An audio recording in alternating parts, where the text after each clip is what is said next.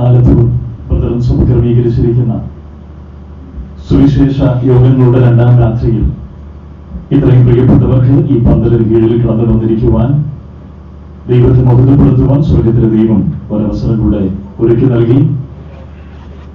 കടന്നു വന്നിരിക്കുന്ന കർത്താവിന്റെ ദാസന്മാർ, സഹോദരി സഹോദരന്മാർ, ഞങ്ങൾ ക്ഷണം സ്വീകരിച്ച് കടന്നു വന്ന സ്നേഹിതന്മാർ, ഈ ശബ്ദപരിധിക്കുള്ളിൽ ഞങ്ങളെ ശ്രമിക്കുന്ന എല്ലാ പ്രിയപ്പെട്ടവർക്കും ലോകരക്ഷിതാവായ യേശു ക്രിസ്തുവിന്റെ മഹനീയ നാമത്തിൽ സ്നേഹബന്ധം അറിയിക്കുന്നു. വളരെ അർത്ഥവത്തായ ശ്രുതിമധുരങ്ങളായ ഗാനങ്ങൾ നാം കേട്ടുകൊണ്ടിരിക്കുകയായിരുന്നു. നിരവധി പാട്ടുകൾ പാടുവാൻ പ്രിയ കർത്താവിന്റെ ദാസൻ ഷാജു സഹോദരനെയും ഇന്ന് രാത്രിയിലും ദൈവം സഹായിച്ചു. അതിന് ഉചിതമായ നറേഷൻ നൽകുവാൻ പ്രിയ കർത്തദാസനെയും ബലപ്പെടുത്തി. നമുക്കൊന്നിച്ച് കഴിഞ്ഞ രാത്രിയിൽ സന്ദേശത്തിന്റെ ചുവട് പിടിച്ചുകൊണ്ട് മറ്റു ചില കാര്യങ്ങൾ കൂടെ കർത്താവിന്റെ വചനത്തിൽ നിന്ന് ചിന്തിക്കാം. അതിനാധാരമായി മത്തായി എഴുതിയ സുവിശേഷം 16-ാം അധ്യായം അതിന്റെ 15-ഉം 16-ഉം വാക്യങ്ങളും 21-ാമത്തെ വാക്യവും വായിച്ചു കേൾക്കാം. മത്തായി എഴുതിയ സുവിശേഷം 16-ാം അധ്യായം അതിന്റെ 15-ഉം 16-ഉം 21-ാമത്തെ വാക്യവും വായിച്ചു കേൾക്കാം. നിങ്ങളോ എന്നെ ആർ എന്ന് പറയുന്നു എന്ന് അവൻ ചോദിച്ചതിന് ശിമോൻ പത്രോസ്, നീ ജീവനുള്ള ദൈവത്തിന്റെ പുത്രനായ ക്രിസ്തു എന്ന് ഉത്തരം പറഞ്ഞു. അന്നു മുതൽ യേശു താൻ യെരൂശലേമിൽ ചെന്നിട്ട് മൂപ്പന്മാർ, മഹാപുരോഹിതന്മാർ, ശാസ്ത്രിമാർ എന്നിവരാൽ പലതും സഹിച്ച് കൊല്ലപ്പെടുകയും 3-ാം നാൾ ഉയർത്തു നിൽക്കുകയും വേണ്ടത് എന്ന് ശിഷ്യന്മാരോട് പ്രസ്താവിച്ചു തുടങ്ങി. മതി. കഴിഞ്ഞ രാത്രിയിൽ നമ്മുടെ കർത്താവായ യേശു ക്രിസ്തു ഫിലിപ്പിന്റെ കൈസരിയ എന്ന ദേശത്തേക്ക് കടന്നു വരികയും തന്റെ ശിഷ്യന്മാരോട് ഉയർത്തിയ 2 ചോദ്യങ്ങൾക്ക് ഉത്തരങ്ങളാണ് നാം ചിന്തിച്ചത്. പ്രാരംഭത്തിൽ യേശു ക്രിസ്തു കൈസരിയ ദേശത്തു നിന്നുകൊണ്ട് ശിഷ്യന്മാരോട് ചോദിച്ചു, മനുഷ്യപുത്രനെ കുറിച്ച് ജനം എന്ന് പറയുന്നു. ജനത്തിന് നിരവധി തെറ്റിദ്ധാരണകൾ ഉണ്ടായിരുന്നു. യോഹന്നാൻ സ്നാപകനെന്നും ഏലിയാവെന്നും ഇരമ്യാവെന്നും പ്രവാചകന്മാരിൽ ഒരുത്തനുമെന്നും ഒക്കെ യേശു ക്രിസ്തുവിനെ തെറ്റിദ്ധരിച്ചു. ആ തെറ്റിദ്ധാരണ മാറ്റിയതിനു ശേഷം കർത്താവ് രണ്ടാമത് വ്യക്തിപരമായി ഒരു ചോദ്യം ശിഷ്യന്മാരോട് ചോദിച്ചു, നിങ്ങൾ എന്നെ ആർ എന്ന് പറയുന്നു. അതിനുത്തരമാണ് നാം ഇന്ന് രാത്രി വായിച്ചു കേട്ടത്. പത്രോസ് മറുപടി പറഞ്ഞു, നീ ജീവനുള്ള ദൈവത്തിന്റെ പുത്രനായ ക്രിസ്തു. കർത്താവിന് മഹത്വം. കഴിഞ്ഞ രാത്രിയിൽ പത്രോസ് പറഞ്ഞ ഉത്തരത്തെ കീഴ്മുറിച്ച് എന്താണ് അതിന്റെ ആശയമെന്നും അർത്ഥമെന്നും നാം കണ്ടു. വിശുദ്ധ ബൈബിൾ വെളിപ്പെടുത്തുന്ന ദൈവം ജീവനുള്ള ദൈവമാണ്. ഇന്ന് രാത്രി രക്ഷിക്കപ്പെട്ട ദൈവജനം വളരെ പ്രത്യാശയോടുകൂടെ, സന്തോഷത്തോടുകൂടെ, സമാധാനത്തോടുകൂടെ ഇന്ന് കടന്നു വന്നതിന്റെ കാരണവും അത് തന്നെയാണ്. ഞങ്ങളുടെ പ്രാർത്ഥനയ്ക്ക് ഉത്തരം നൽകുന്ന, ഞങ്ങളുടെ ഹൃദയങ്ങളെ കാണുന്ന, ഞങ്ങളുടെ അവസ്ഥകളെ അറിയുന്ന, ഞങ്ങളുടെ മനോദുഃഖങ്ങളെ അറിയുന്ന, സ്വകാര്യ ദുഃഖങ്ങളെ അറിയുന്ന ജീവനുള്ള ഒരു ദൈവം ഞങ്ങൾക്കുണ്ട്. വിശുദ്ധ ബൈബിൾ വെളിപ്പെടുത്തുന്ന ദൈവം ജീവനുള്ള ദൈവമാണ്. ഈ ലോകത്ത് ദൈവത്തെ തള്ളിപ്പറയുന്ന സമൂഹത്തിലാണ് നാം ജീവിച്ചുകൊണ്ടിരിക്കുന്നത്. എന്നാൽ അതിന്റെ മധ്യത്തിൽ ജീവിക്കുന്ന ഒരു ദൈവമുണ്ട്. ഞങ്ങളുടെ വിളിക്ക് മറുപടി നൽകുന്ന, ഞങ്ങളുടെ പ്രാർത്ഥനയ്ക്ക് ഉത്തരം നൽകുന്ന, ഞങ്ങളെ കാണുന്ന, ഞങ്ങളെ കേൾക്കുന്ന, ഞങ്ങളുടെ ഹൃദയങ്ങളെ അറിയുന്ന, ഞങ്ങൾക്ക് സ്വയം വെളിപ്പെടുത്തി നൽകിയ ഒരു ജീവനുള്ള ദൈവമുണ്ട്. കഴിഞ്ഞ രാത്രിയിൽ നാം ചിന്തിച്ചു, ഈ സൃഷ്ടി ദൈവത്തെ വെളിപ്പെടുത്തുകയാണ്. ഈ സൃഷ്ടിയിലൂടെ ദൈവത്തിന്റെ സ്വഭാവ ഗണങ്ങൾ, ദൈവം ഈ സൃഷ്ടിയുടെ പിന്നിൽ ഒരു സൃഷ്ടിതാവ് ഉണ്ട് എന്ന് നാം കണ്ടു. അത് മാത്രമല്ല, വിശുദ്ധ വേദപുസ്തകവും ദൈവത്തെ വെളിപ്പെടുത്തുകയാണ്. സൃഷ്ടിതാവായ ദൈവത്തിന്റെ സ്വഭാവങ്ങൾ വിശുദ്ധ വേദപുസ്തകം വെളിപ്പെടുത്തുന്നു. ദൈവത്തിന്റെ ഇഷ്ടങ്ങൾ അത് വിശുദ്ധ വേദപുസ്തകം വെളിപ്പെടുത്തുന്നു. ഏറ്റവും ഒടുവിലായി ദൈവത്തിന്റെ പുത്രനായ യേശു ക്രിസ്തു ദൈവത്തെ വെളിപ്പെടുത്തുന്നു. നാം ഇന്നലെ ചിന്തിച്ചതാണ്, പിതാവിന്റെ മടിയിലിരിക്കുന്ന ഏകജാതനായ പുത്രൻ യേശു ക്രിസ്തു പിതാവിനെ വെളിപ്പെടുത്തി നൽകി. കഴിഞ്ഞ രാത്രിയിൽ നാം കണ്ടു, ആ ദൈവത്തെ, യേശു ക്രിസ്തുവിനെ അറിയുന്നവർ ആകുക. യേശു ക്രിസ്തു കേവലം ഒരു മനുഷ്യനല്ല, അവൻ ദൈവ മനുഷ്യനാണ്. ദൈവം മനുഷ്യനായി ഭൂമിയിലേക്ക് ഇറങ്ങി വന്നവനാണ് കർത്താവായ യേശു ക്രിസ്തു. ദൈവ മനുഷ്യനായി തീർന്നു എന്ന് മാത്രമല്ല, അവൻ നമ്മുടെ രക്ഷിതാവായി തീർന്നു. അവൻ നമ്മുടെ രക്ഷകനാണ്, പാപത്തിന് വിമോചകനാണ്. നമുക്ക് ഒരു വാക്യം കൂടെ പഴയ നിയമത്തിൽ വായിച്ചു കേൾക്കാം. യെശയ്യാവിന്റെ പുസ്തകം 43-ാം അധ്യായം അതിന് 11-ാമത്തെ വാക്യം. യെശയ്യാവിന്റെ പുസ്തകം 43-ാം അധ്യായം 11-ാമത്തെ വാക്യം. ഞാൻ തന്നെ യഹോവ, ഞാനല്ലാതെ ഒരു രക്ഷിതാവുമില്ല. മതി. ഞാൻ തന്നെ യഹോവ, ഞാനല്ലാതെ ഒരു രക്ഷിതാവില്ല. ആലത്തൂ ദേശത്തോട് ഞങ്ങൾക്ക് വിളിച്ചു പറയുവാനുള്ള കാര്യം ഇത് തന്നെയാണ്. ഞങ്ങൾ വിളിച്ചറിയിക്കുന്ന യഹോവ, ഈ വേദപുസ്തകം വിശുദ്ധ ബൈബിൾ വെളിപ്പെടുത്തുന്ന ദൈവം, ഈ ദൈവമല്ലാതെ മറ്റൊരു രക്ഷിതാവ് ഇല്ല. അതുകൊണ്ട് യേശുക്രിസ്തുവിനെ അറിയേണ്ട നിലയിൽ അറിയാത്ത ആരെങ്കിലും ഉണ്ട് എങ്കിൽ അവനെ അറിയുക, അവനെ ദൈവമെന്ന് അറിയുക. അവൻ പാപത്തിന്റെ വിമോചകനാണ്, രക്ഷകനെന്ന് തിരിച്ചറിയുക. ഈ രക്ഷിക്കപ്പെട്ട ദൈവമക്കളോട് ഞാൻ കഴിഞ്ഞ രാത്രിയിൽ ഒടുവിലായി പറഞ്ഞ് അവസാനിപ്പിച്ചത് അപ്പോസ്തലനായ പൗലോസ് എഴുതിയ ഫിലിപ്പിയർക്ക് എഴുതിയ ലേഖനം 3-ാം അധ്യായം 11-ാമത്തെ വാക്യത്തിൽ പൗലോസ് പറഞ്ഞ വാചകമുണ്ട്, എനിക്ക് അവനെ അറിയണം. അർത്ഥം എനിക്ക് യേശുക്രിസ്തുവിനെ അറിയണം. യേശുക്രിസ്തുവിനെ രക്ഷിതാവും കർത്താവുമായി അംഗീകരിച്ച, ദൈവവും പാപവിമോചകനുമായി അംഗീകരിച്ച രക്ഷിക്കപ്പെട്ട ഒരു ദൈവ പൈതലിനെ സംബന്ധിച്ചിടത്തോളം അവൻ ഇന്നും അറിഞ്ഞുകൊണ്ടിരിക്കുകയാണ്. യേശുക്രിസ്തുവിനെ അടുത്ത് അറിയണം.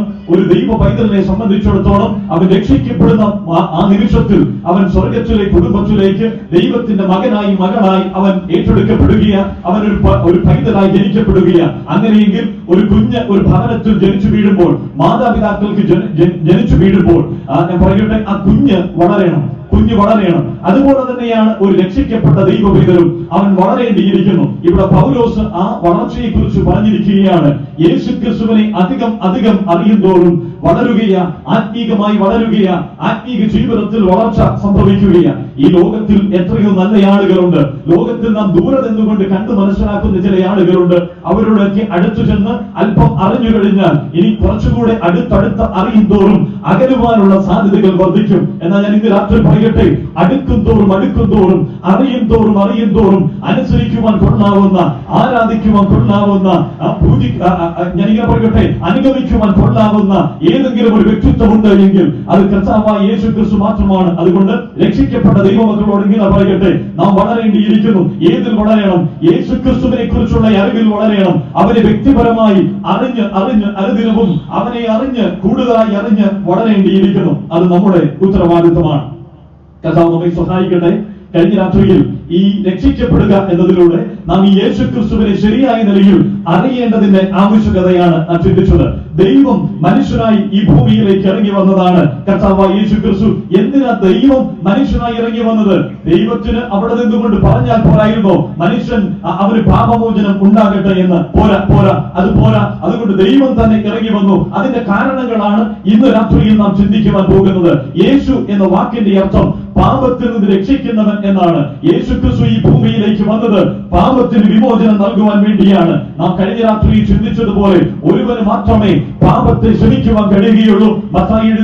മർക്കോസിന്റെ സുവിശേഷം 2-ാം അധ്യായം അതിന്റെ 5-ാമത്തെ വാക്യത്തിൽ നാം വായിച്ചു, രോഗിയായ ഒരു മനുഷ്യനെ കർത്താവിന്റെ അടുക്കലേക്ക് കൊണ്ടുവന്നു. യേശുക്രിസ്തു അവനെ നോക്കിക്കൊണ്ട് പറഞ്ഞു, മകനെ, നിന്റെ പാപങ്ങൾ ക്ഷമിച്ചിരിക്കുന്നു. അവിടെ നിന്നുകൊണ്ട് യഹൂദന്മാർ ഹൃദയത്തിൽ പറഞ്ഞ ഒരു കാര്യമുണ്ട്, ദൈവത്തിനല്ലാതെ പാപത്തെ മോചിക്കുവാൻ കഴിയുന്നത് ആരാണ്? ശരി തന്നെയാ, യഹൂദന്മാർ പറഞ്ഞ വാക്കുകൾ, അവരുടെ ആശയം ശരി തന്നെയാ. ദൈവത്തിനല്ലാതെ പാപത്തിന് വിമോചനം നൽകുവാൻ, പാപത്തെ ക്ഷമിക്കുവാൻ മറ്റാർക്കും കഴിയുകയില്ല. അതുകൊണ്ട് ദൈവം തന്നെ മനുഷ്യനായി ഈ ഭൂമിയിലേക്ക് ഇറങ്ങി വന്ന് യേശുക്രിസ്തു മനുഷ്യന്റെ പാപത്തെ മോചിച്ചു നൽകുകയാ. യേശുക്രിസ്തു മനുഷ്യന്റെ പാപത്തിന് ക്ഷമ നൽകി തരുകയാ. ഇന്ന് രാത്രി പറയട്ടെ, യേശുക്രിസ്തുവിലുള്ള വിശ്വാസം അതൊരു അന്ധമായ വിശ്വാസമല്ല, കാടടച്ചു വെടിവെക്കുന്ന വിശ്വാസമല്ല യേശുക്രിസ്തു വെക്കുന്നത്. ചില വ്യക്തികളൊക്കെ യേശുക്രിസ്തുവിനെ നോക്കിക്കൊണ്ടും രക്ഷിക്കപ്പെട്ട ദൈവമക്കളെ നോക്കിക്കൊണ്ട് പറയും, നിങ്ങൾ കണ്ണടച്ച് വിശ്വസിക്കുകയല്ലേ യേശുക്രിസ്തുവിനെ? എന്നെ കേൾക്കുന്ന പ്രിയരെ, ഞങ്ങൾ അന്ധമായിരിക്കുന്ന ഒരു വിശ്വാസമല്ല ഞങ്ങൾ യേശുക്രിസ്തു വെക്കുന്നത്. കണ്ണടച്ച് വിശ്വാസമല്ല വെച്ചിരിക്കുന്നത്. യേശുക്രിസ്തു എന്നൊരു ചരിത്ര സത്യമാണ്. ചില ആളുകളൊക്കെ പറയും, നിങ്ങൾ വിശ്വസിക്കുന്ന, നിങ്ങൾ പറയുന്ന യേശുക്രിസ്തു ഈ ചരിത്രത്തിലൊന്നും ഉണ്ടായിട്ടില്ല. നിങ്ങൾ ചില കഥകളൊക്കെ ഉണ്ടാക്കി പറയുക, ചില അമ്മൂമ്മ കഥകളൊക്കെ പറഞ്ഞുണ്ടാക്കുകയാ. യേശുക്രിസ്തു കെട്ടുകഥയാണ്, ഇതിഹാസ കഥാപാത്രമാണ് എന്നൊക്കെ യേശുക്രിസ്തുവിനെ വിശേഷിപ്പിക്കുന്ന ആളുകളൊക്കെ ഞങ്ങളുടെ ഇടയിലുണ്ട്. ഞങ്ങൾ കാണാറുമുണ്ട്. ചില ദിവസങ്ങളിൽ അവരുമായിട്ട് അഭിമുഖീകരിക്കാറുമുണ്ട്. ഞാൻ പറയട്ടെ, ഇന്ന് രാത്രിയിൽ ആരെങ്കിലും നിന്നുകൊണ്ട് പറയുകയാ യേശുക്രിസ്തു ഒരു ചരിത്ര സത്യമല്ല, ചരിത്രത്തിൽ യേശുക്രിസ്തു ഉണ്ടായിട്ടില്ലെന്ന് പറയുന്നുണ്ടെങ്കിൽ 2024 ജനുവരി മാസം 13-ാം തീയതി എന്നൊരു ദിവസം ഇന്നുണ്ടാവുകയില്ലായിരുന്നു. ഈ യേശുക്രിസ്തു ചരിത്രത്തിൽ വന്നിട്ടില്ല എന്ന് വാദിക്കുന്നയാൾക്ക് 2024 എന്നൊരു വർഷം അവർക്കുണ്ടാവുകയില്ല. കാരണം എന്താ? AD 2023 AD അന്നോ ഡൊമിനി ക്രിസ്തു വർഷം എന്നാണ് പറയുന്നത്. അങ്ങനെ എന്നാൽ പറയാതെ യേശു ക്രിസ്തുവിനെ അംഗീകരിക്കുകയാണ് ഈ ലോകം മുഴുവൻ. ഈ ലോകത്തിന്റെ ചരിത്രത്തെ രണ്ടായി വിഭജിച്ചുകൊണ്ട് BC എന്നും AD എന്നും രണ്ടായിട്ട് വിഭജിച്ചുകൊണ്ട് ലോക ചരിത്രത്തിലേക്ക് ഇറങ്ങി വന്ന് ചരിത്രത്തിൽ ജീവിച്ച ചരിത്ര പുരുഷനാണ് കർത്താവായ യേശു ക്രിസ്തു. അതുകൊണ്ട് 2024 എന്നൊരു വർഷമുണ്ട് എങ്കിൽ അത് വിളിച്ചുറയിക്കുന്ന സത്യം 2024 വർഷങ്ങൾക്ക് മുമ്പ് യേശു കർത്താവ് ഈ ഭൂമിയിലേക്ക് പാലസ്തീന്റെ മണ്ണിൽ യഹൂദിയുടെ ദേശത്ത് ബെത്ലഹേമിൽ ജനിച്ചു എന്നുള്ള യാഥാർത്ഥ്യം വിളിച്ചുറയിക്കുകയാണ്. യേശുക്രിസ്തു ഒരു ചരിത്ര സത്യമാ? യേശുക്രിസ്തു ഒരു ഇതിഹാസ കഥാപാത്രമോ അമ്മൂമ്മ കഥയോ ചില ആളുകൾ പറഞ്ഞു പ്രചരിപ്പിക്കുന്ന ഒരു വ്യക്തിത്വമൊന്നുമല്ല. ഈ ഭൂമിയിലേക്ക് സ്വർഗത്തിൽ നിന്നും കഴിഞ്ഞ രാത്രി നാം ചിന്തിച്ചതുപോലെ സ്വർഗത്തിൽ നിന്നും ഇറങ്ങി വന്ന ദൈവ മനുഷ്യനാണ് കർത്താവായ യേശുക്രിസ്തു. ബൈബിളിലെ 66 പുസ്തകങ്ങളിലേക്ക് കടന്നു വരുമ്പോൾ ഈ 66 പുസ്തകങ്ങളും യേശുക്രിസ്തുവിനെ കുറിച്ച് വെളിപ്പെടുത്തിയിട്ടുണ്ട്. ദൈവമായിരിക്കുന്ന യേശു കർത്താവ് മാത്രമല്ല, നാം ചിന്തിച്ചതുപോലെ ഈ ദൈവമായ യേശുക്രിസ്തു അവൻ രക്ഷിതാവാണ്. പഴയ നിയമത്തിൽ നാം വായിച്ചു കേട്ടതുപോലെ ഞാൻ തന്നെ യഹോവ, ഞാനല്ലാതെ ഒരു രക്ഷിതാവില്ല. പുതിയ നിയമത്തിലേക്ക് വരുമ്പോൾ യഹോവ എന്ന വാക്കിന് പകരമായി പുതിയ നിയമത്തിൽ ഉപയോഗിച്ചിരിക്കുന്ന ഒരു പദമാണ് കർത്താവ്. പഴയ നിയമത്തിൽ യഹോവ എന്ന് ഉപയോഗിച്ചിരിക്കുന്ന അതേ വാക്ക് തന്നെയാണ് പുതിയ നിയമത്തിൽ കർത്താവ് എന്ന് ഉപയോഗിച്ചിരിക്കുന്നത്. ഞങ്ങളൊക്കെ വിശേഷിപ്പിക്കുന്ന യേശുക്രിസ്തുവിനെ കർത്താവായ യേശുക്രിസ്തു എന്ന ബൈബിൾ വെളിപ്പെടുത്തുന്നത് യേശുക്രിസ്തുവിനെ കർത്താവായ യേശുക്രിസ്തു എന്ന. അങ്ങനെ എന്നാൽ ഇങ്ങനെയെന്ന് പറയട്ടെ, ഞാൻ തന്നെ കർത്താവ്, ഞാനല്ലാതെ ഒരു രക്ഷിതാവില്ല. ഇന്ന് രാത്രിയിൽ ആലത്തൂർ ദേശത്തോട് വിളിച്ചുറയിക്കട്ടെ, യേശുക്രിസ്തു അല്ലാതെ ഒരു രക്ഷിതാവ് ഇല്ല. ഈ രക്ഷിതാവായ യേശുക്രിസ്തുവിന്റെ ചില സവിശേഷതകൾ അക്കമിട്ട് പറഞ്ഞു മുൻപോട്ട് പോകുവാൻ സമയത്തിന്റെ കുറവ് കൊണ്ട് ഞാൻ താല്പര്യപ്പെടുന്നു. ഈ രക്ഷിതാവായ യേശുക്രിസ്തുവിന്റെ സവിശേഷതകൾ എന്തൊക്കെയാ? ഒന്നാമത്തെ സവിശേഷത നാം ചിന്തിച്ചത് തന്നെയാ, യേശുക്രിസ്തുവാനാണ്, അവൻ ദൈവമാണ്. രക്ഷിതാവായ യേശുക്രിസ്തുവിന്റെ ഒന്നാമത്തെ സവിശേഷത ദൈവമാണവൻ, ദൈവമാണ്. ദൈവത്തിനല്ലാതെ പാപത്തിന് വിമോചനം നൽകുവാൻ സാധ്യമല്ല. പാപത്തെ ക്ഷമിക്കുവാൻ ദൈവത്തിനല്ലാതെ കഴിയുകയില്ല. അതുകൊണ്ട് ഈ ലോകത്തിന്റെ പാപത്തെ നീക്കുവാൻ വേണ്ടി ദൈവം തന്നെ രക്ഷകനായി ഇറങ്ങി വന്നു. അതാണ് കർത്താവായ യേശുക്രിസ്തു. രക്ഷിതാവായ യേശുക്രിസ്തുവിന്റെ ഒന്നാമത്തെ പ്രത്യേകത, അവൻ ദൈവമാണ്. അതുകൊണ്ടാണ് തീത്തോസിന്റെ ലേഖനം 2-ാം അധ്യായം അതിന്റെ 11-ാമത്തെ വാക്യത്തിൽ യേശുക്രിസ്തുവിനെ കുറിച്ച് രേഖപ്പെടുത്തിയിരിക്കുന്നത് ഇങ്ങനെയാണ്: മഹാദൈവവും നമ്മുടെ രക്ഷിതാവുമായ യേശുക്രിസ്തു. മഹാദൈവവും നമ്മുടെ രക്ഷിതാവുമായ യേശുക്രിസ്തു. ഇന്ന് രാത്രി ആലത്തൂർ ദേശമേ കേട്ടുകൊള്ളുക, രക്ഷിതാവായ യേശുക്രിസ്തു ആരാണ്? അവൻ മഹാദൈവമാണ്. അവൻ ദൈവമെന്നല്ല പറയുന്നത്, അവൻ മഹാദൈവമാണ്. മഹാദൈവവും നമ്മുടെ രക്ഷിതാവുമായ യേശുക്രിസ്തു കർത്താവിന് സ്തോത്രം. അവന്റെ ഒന്നാമത്തെ സവിശേഷത, രക്ഷിതാവായ യേശുക്രിസ്തുവിന്റെ ഒന്നാമത്തെ സവിശേഷത, അവൻ ദൈവമാണ്. യോന പ്രവാചകൻ പഴയ നിയമത്തിൽ രേഖപ്പെടുത്തിയിരിക്കുന്ന യോന പ്രവാചകനുണ്ട്. ദൈവത്തിന്റെ ശിക്ഷ അനുഭവിച്ചുകൊണ്ട് യോന കുറച്ച് 3 രാവും 3 പകലും മത്സ്യത്തിന്റെ വയറ്റിൽ കിടന്നു. അവിടെ കിടന്നുകൊണ്ട് യോന പ്രാർത്ഥിക്കുന്ന ഒരു പ്രാർത്ഥനയുണ്ട്. 2-ാം അധ്യായത്തിലേക്ക് വരുമ്പോൾ യോനയുടെ പ്രാർത്ഥന ഇങ്ങനെയാ: രക്ഷ യഹോവയിങ്കൽ നിന്ന് വരുന്നു, രക്ഷ യഹോവയിങ്കൽ നിന്ന് വരുന്നു. ഇന്ന് രാത്രി പറയട്ടെ, ദൈവത്തിങ്കൽ നിന്നാണ് രക്ഷ വരുന്നത്. ഈ രക്ഷിതാവായ യേശുക്രിസ്തു അല്ലാതെ മറ്റൊരു രക്ഷിതാവില്ല എങ്കിൽ ഇങ്ങനെ പറയട്ടെ, ഈ രക്ഷിതാവിന്റെ സവിശേഷത, ഇവൻ ദൈവമാണ്, ഇവൻ കർത്താവാണ്, ഇവൻ മഹാദൈവമാണ്. 2-ാമത്തെ സവിശേഷത, 2-ാമത്തെ രക്ഷിതാവായ യേശുക്രിസ്തുവിന്റെ സവിശേഷത, 1 ഇവൻ ദൈവമാണ്, 2 ഈ യേശുക്രിസ്തു രക്ഷിതാവായ യേശുക്രിസ്തു ഏക രക്ഷിതാവാണ്. ചില ആളുകളൊക്കെ ഞങ്ങൾ സുവിശേഷം പ്രസംഗിക്കുമ്പോഴും കവലകളിൽ നിന്ന് പ്രസംഗിക്കുമ്പോഴും വീടുകളിൽ കടന്നു വന്ന് സുവിശേഷം അറിയിക്കുമ്പോഴൊക്കെ ചിലർ പറയാറുണ്ട്, നിങ്ങളോട് ഞങ്ങൾക്ക് ഒരു കാര്യത്തിൽ എതിർപ്പുള്ളൂ, നിങ്ങൾ വന്നോളൂ, പ്രാർത്ഥിച്ചോളൂ, ഞങ്ങളുടെ രോഗസൗഖ്യത്തിന് വേണ്ടി, ഞങ്ങളുടെ പ്രശ്നങ്ങൾക്ക് വേണ്ടിയൊക്കെ നിങ്ങൾ പ്രാർത്ഥിക്കുകയൊക്കെ ചെയ്തു. പക്ഷെ ഞങ്ങൾക്ക് ഒരു പ്രശ്നം നിങ്ങളോടുണ്ട്, യേശുക്രിസ്തു മാത്രം രക്ഷിതാവെന്ന് പറയരുത്, യേശുക്രിസ്തു മാത്രമെന്ന് പറയരുത്. എന്നെ കേൾക്കുന്ന പ്രിയപ്പെട്ടവരോട് അങ്ങനെ വാദങ്ങളൊക്കെ ഉയർത്തുന്ന ആരെങ്കിലും ഉണ്ടെങ്കിൽ ഞങ്ങൾക്ക് പറയാനുള്ള യാഥാർത്ഥ്യം ഇത് മാത്രമേ ഉള്ളൂ: യേശുക്രിസ്തു രക്ഷിതാവാണ്, അവൻ ഏക രക്ഷിതാവാണ്. ആകാശത്തിന് കീഴിൽ മനുഷ്യരുടെ ഇടയിൽ രക്ഷിക്കപ്പെടുവാൻ നൽകപ്പെട്ട ഏകനാമം അത് കർത്താവായ യേശുക്രിസ്തുവിന്റെ നാമം മാത്രമാണ്. അതുകൊണ്ടാണ് ഞങ്ങളുടെ പ്രസംഗങ്ങളിൽ വീണ്ടും വീണ്ടും ഞങ്ങൾ ആവർത്തിച്ചു പറയുന്നത്, രക്ഷിക്കപ്പെടുവാൻ മറ്റേതെങ്കിലും ഒരു മാർഗമുണ്ടായിരുന്നുവെങ്കിൽ ഞങ്ങളത് ഈ യേശുക്രിസ്തുവിനെ പ്രസംഗിക്കുകയില്ലായിരുന്നു. ഇന്ന് രാത്രിയിലും കഴിഞ്ഞ വർഷങ്ങളിലും കഴിഞ്ഞ നീണ്ട വർഷങ്ങളായി ആലത്തൂർ ദേശത്ത് ഈ ആലത്തൂർ ബ്രദർസഭ ഇങ്ങനെയൊരു കൺവെൻഷനൊക്കെ ക്രമീകരിച്ചു വീണ്ടും വീണ്ടും ദൈവദാസന്മാരെ വിളിച്ചു വരുത്തി ഇതേ സുവിശേഷം പ്രസംഗിച്ചുകൊണ്ടിരിക്കുന്നതിന് കാരണം ഒറ്റ രക്ഷിതാവേ ഉള്ളൂ. മനുഷ്യന് പാപത്തിന് വിമോചനം നൽകുവാൻ ഈ ഭൂമിയിൽ ഒറ്റ രക്ഷിതാവേ ഉള്ളൂ. അത് കർത്താവായ യേശുക്രിസ്തുവാണ്. മനുഷ്യന് ശ്വസിക്കുവാൻ ഒരു ഓക്സിജൻ മാത്രം, മനുഷ്യന് വെളിച്ചത്തിന് ഒരു സൂര്യൻ മാത്രമെങ്കിൽ മനുഷ്യന്റെ പാപത്തിന് വിമോചനത്തിന് ഒറ്റ രക്ഷിതാവ്, ഏക രക്ഷിതാവ് അത് കർത്താവായ യേശുക്രിസ്തു മാത്രം. മനുഷ്യന് മതങ്ങൾ പാപത്തിന് വിമോചനം നൽകുകയില്ല. രാഷ്ട്രീയ പ്രസ്ഥാനങ്ങൾ മനുഷ്യന് പാപവിമോചനം നൽകുകയില്ല. മനുഷ്യ ഈ ലോകത്ത് എത്രയോ ശാസ്ത്രജ്ഞന്മാരുണ്ട്, ശാസ്ത്രം എത്രയോ വളർന്നിരിക്കുന്നു, അതിനൊന്നും മനുഷ്യന്റെ പാപത്തിന് വിമോചനം നൽകുവാൻ കഴിയുകയില്ല. ഒരു പള്ളിക്കും ഒരു സഭയ്ക്കും പാപവിമോചനം നൽകുവാൻ കഴിയുകയില്ല. ഒറ്റ വ്യക്തിത്വമേയുള്ളൂ, ഒറ്റ രക്ഷിതാവേയുള്ളൂ. അതാ രക്ഷിതാവായ മഹാദൈവമായ യേശുക്രിസ്തു. കഴിഞ്ഞ 21 നൂറ്റാണ്ടുകളായി എത്രയോ വേദികളിൽ ഈ ലോകത്തിലുള്ള അങ്ങോളം ഇങ്ങോളമുള്ള എല്ലാ സ്ഥലങ്ങളിലും പ്രസംഗിക്കപ്പെടുന്ന, മാറ്റം കൂടാതെ പ്രസംഗിക്കപ്പെടുന്ന ഒറ്റ പ്രസംഗമേ ഉള്ളൂ. അത് സുവിശേഷ പ്രസംഗമാ, അത് യേശുക്രിസ്തുവിനെ കുറിച്ച്. കാലങ്ങൾ മാറുന്തോറും ആ പ്രസംഗങ്ങൾ മാറിക്കൊണ്ടിരിക്കുന്ന ഒരു കാലഘട്ടത്തിലാണ് നാം ജീവിക്കുന്നത്. വിഷയങ്ങൾ മാറിക്കൊണ്ടിരിക്കും. വിഷയത്തിലെ തർക്കങ്ങൾ മൂലവും വാദങ്ങൾ മൂലവുമൊക്കെ ആ വിഷയങ്ങളൊക്കെ മാറിക്കൊണ്ടിരിക്കും. എന്നാൽ സന്ദേശത്തിന് യാതൊരു വ്യത്യാസവുമില്ലാതെ, മാറ്റം കൂടാതെ ഇന്നും പ്രസംഗിക്കപ്പെടുന്ന, കഴിഞ്ഞ 21 നൂറ്റാണ്ടുകളായി പ്രസംഗിക്കപ്പെടുന്ന ഏതെങ്കിലും ഒരു പ്രസംഗം ഈ ലോകത്തിലുണ്ടെങ്കിൽ, ഏതെങ്കിലും ഒരു സന്ദേശം ഈ ലോകത്തിലുണ്ടെങ്കിൽ അത് യേശുക്രിസ്തുവിന്റെ സന്ദേശം മാത്രമാണ് വെളിപ്പെടുത്തുന്നത്. പാപത്തിന് വിമോചനം നൽകുവാൻ കഴിയുന്ന ഏകരക്ഷിതാവായ യേശുക്രിസ്തുവിനെയാണ്. ഏകരക്ഷിതാവ്, രക്ഷകനായ യേശുക്രിസ്തുവിന്റെ രണ്ടാമത്തെ സവിശേഷത അവൻ ഏകരക്ഷിതാവ്. 3 നമുക്കൊരു വാക്യം വായിച്ചു കേൾക്കാം. എബ്രായർക്ക് എഴുതിയ ലേഖനം 7-ാം അധ്യായം അതിന് 25-ാമത്തെ വാക്യം. എബ്രായർക്ക് എഴുതിയ ലേഖനം 7-ാം അധ്യായം അതിന് 25-ാമത്തെ വാക്യം. അതുകൊണ്ട് താൻ മുഖാന്തരമായി ദൈവത്തോട് അടുക്കുന്നവർക്ക് വേണ്ടി പക്ഷപാതം ചെയ്യുവാൻ സദാ ജീവിക്കുന്നവനാകയാൽ അവരെ പൂർണ്ണമായി രക്ഷിപ്പാൻ അവൻ പ്രാപ്തനാകുന്നു. രക്ഷകനായ യേശുക്രിസ്തുവിന്റെ 3ാമത്തെ സവിശേഷത ഇവിടെ രേഖപ്പെടുത്തിയിരിക്കുകയാണ്. യേശുക്രിസ്തുവിനെ അറിയുന്നവനെ, യേശുക്രിസ്തുവിൽ വിശ്വസിക്കുന്നവനെ പൂർണ്ണമായി രക്ഷിക്കുന്നവനാണ്. ഈ രക്ഷിതാവിന്റെ 3ാമത്തെ സവിശേഷത പൂർണ്ണമായി രക്ഷിക്കുന്നത്. യേശുക്രിസ്തുവിന്റെ രക്തം സകല പാപവും പോക്കി ശുദ്ധീകരിക്കുന്നു. ഇന്ന് രാത്രി പറയട്ടെ, യേശുക്രിസ്തു ഒരുവനെ രക്ഷിക്കുവാൻ തീരുമാനിച്ചാൽ, യേശുക്രിസ്തുവിൽ ഒരുവൻ വിശ്വസിക്കുവാൻ തീരുമാനിച്ചാൽ അവന് 50% രക്ഷിക്കപ്പെടുകയല്ല, 90% രക്ഷിക്കപ്പെടുകയല്ല, 99.9% അവൻ രക്ഷിക്കപ്പെടുകയല്ല, 100% അവൻ രക്ഷിക്കപ്പെടും. 100% അവന്റെ പാപത്തിന് വിമോചനം ഉണ്ടാകും.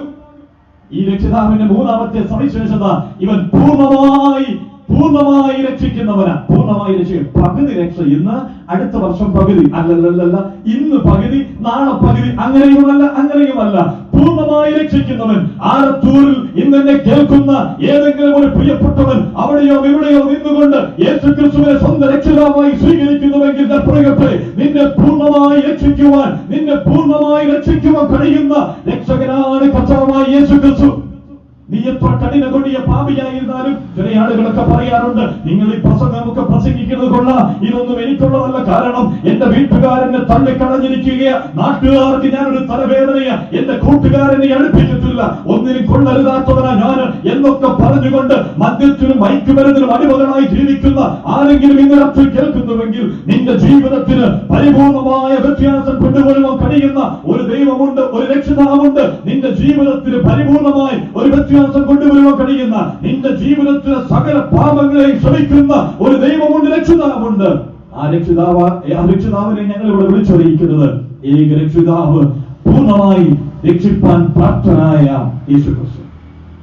മറ്റൊരു സവിശേഷത കൂടെ വേഗത്തിൽ പറയട്ടെ. യേശുക്രിസ്തു രക്ഷിതാവായിരിക്കും. ഈ രക്ഷിതാവിന്റെ മറ്റൊരു പ്രത്യേകത, ഏതു സമയത്തും രക്ഷിക്കുവാൻ കഴിയുന്നവൻ.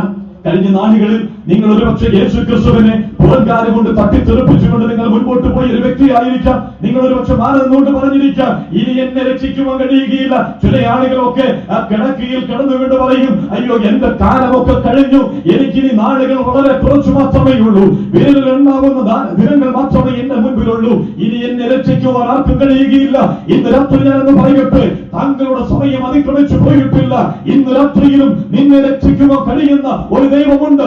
ഏത് സമയത്തും നിന്റെ പ്രായമേതുമാകട്ടെ, നീ 9 വയസ്സുകാരനോ 50 വയസ്സുകാരനോ 80 വയസ്സുകാരനോ ആയാലും നിന്നെ ഒരുപോലെ രക്ഷിക്കുവാൻ കഴിയുന്ന, നിന്റെ പ്രായം നോക്കാതെ നിന്നെ രക്ഷിക്കുന്ന, ഏത് സമയത്തും രക്ഷിക്കുവാൻ കഴിയുന്ന ഒരു കർത്താവാണ് ഈ രക്ഷിതാവായ യേശു ക്രിസ്തു.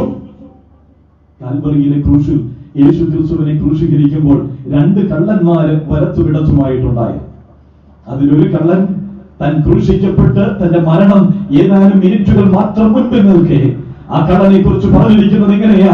അവൻ യേശു ക്രിസ്തുവിനെ അംഗീകരിച്ചു, അവൻ യേശു ക്രിസ്തുവിനെ അംഗീകരിച്ചു, അവൻ യേശു ക്രിസ്തുവിനെ കൈക്കൊണ്ടു. ഞാനിങ്ങനെ പറയട്ടെ, അവന്റെ ജീവിതത്തിന്റെ സ്വയത്തിൽ അവൻ യേശു ക്രിസ്തുവിനെ സ്വീകരിച്ചു, അവൻ രക്ഷ പ്രാപിച്ചുവെങ്കിൽ ആലത്തു ദേശത്തിന്റെ കേൾക്കുന്ന പ്രിയ സ്നേഹിത, ഇന്ന് രാത്രിയിലും നിന്നെ രക്ഷിക്കുവാൻ കഴിയുന്ന ഒരു ദൈവമുണ്ടെങ്കിൽ, ഒരു രക്ഷിതാവുണ്ടെങ്കിൽ അത് ഞങ്ങൾ ഇവിടെ പ്രസംഗിക്കുന്ന രക്ഷിതാവായ യേശു ക്രിസ്തുവാണ്. ഏത് സമയത്തും രക്ഷിക്കുവാൻ കഴിയുന്ന രക്ഷകനായ യേശു ക്രിസ്തു.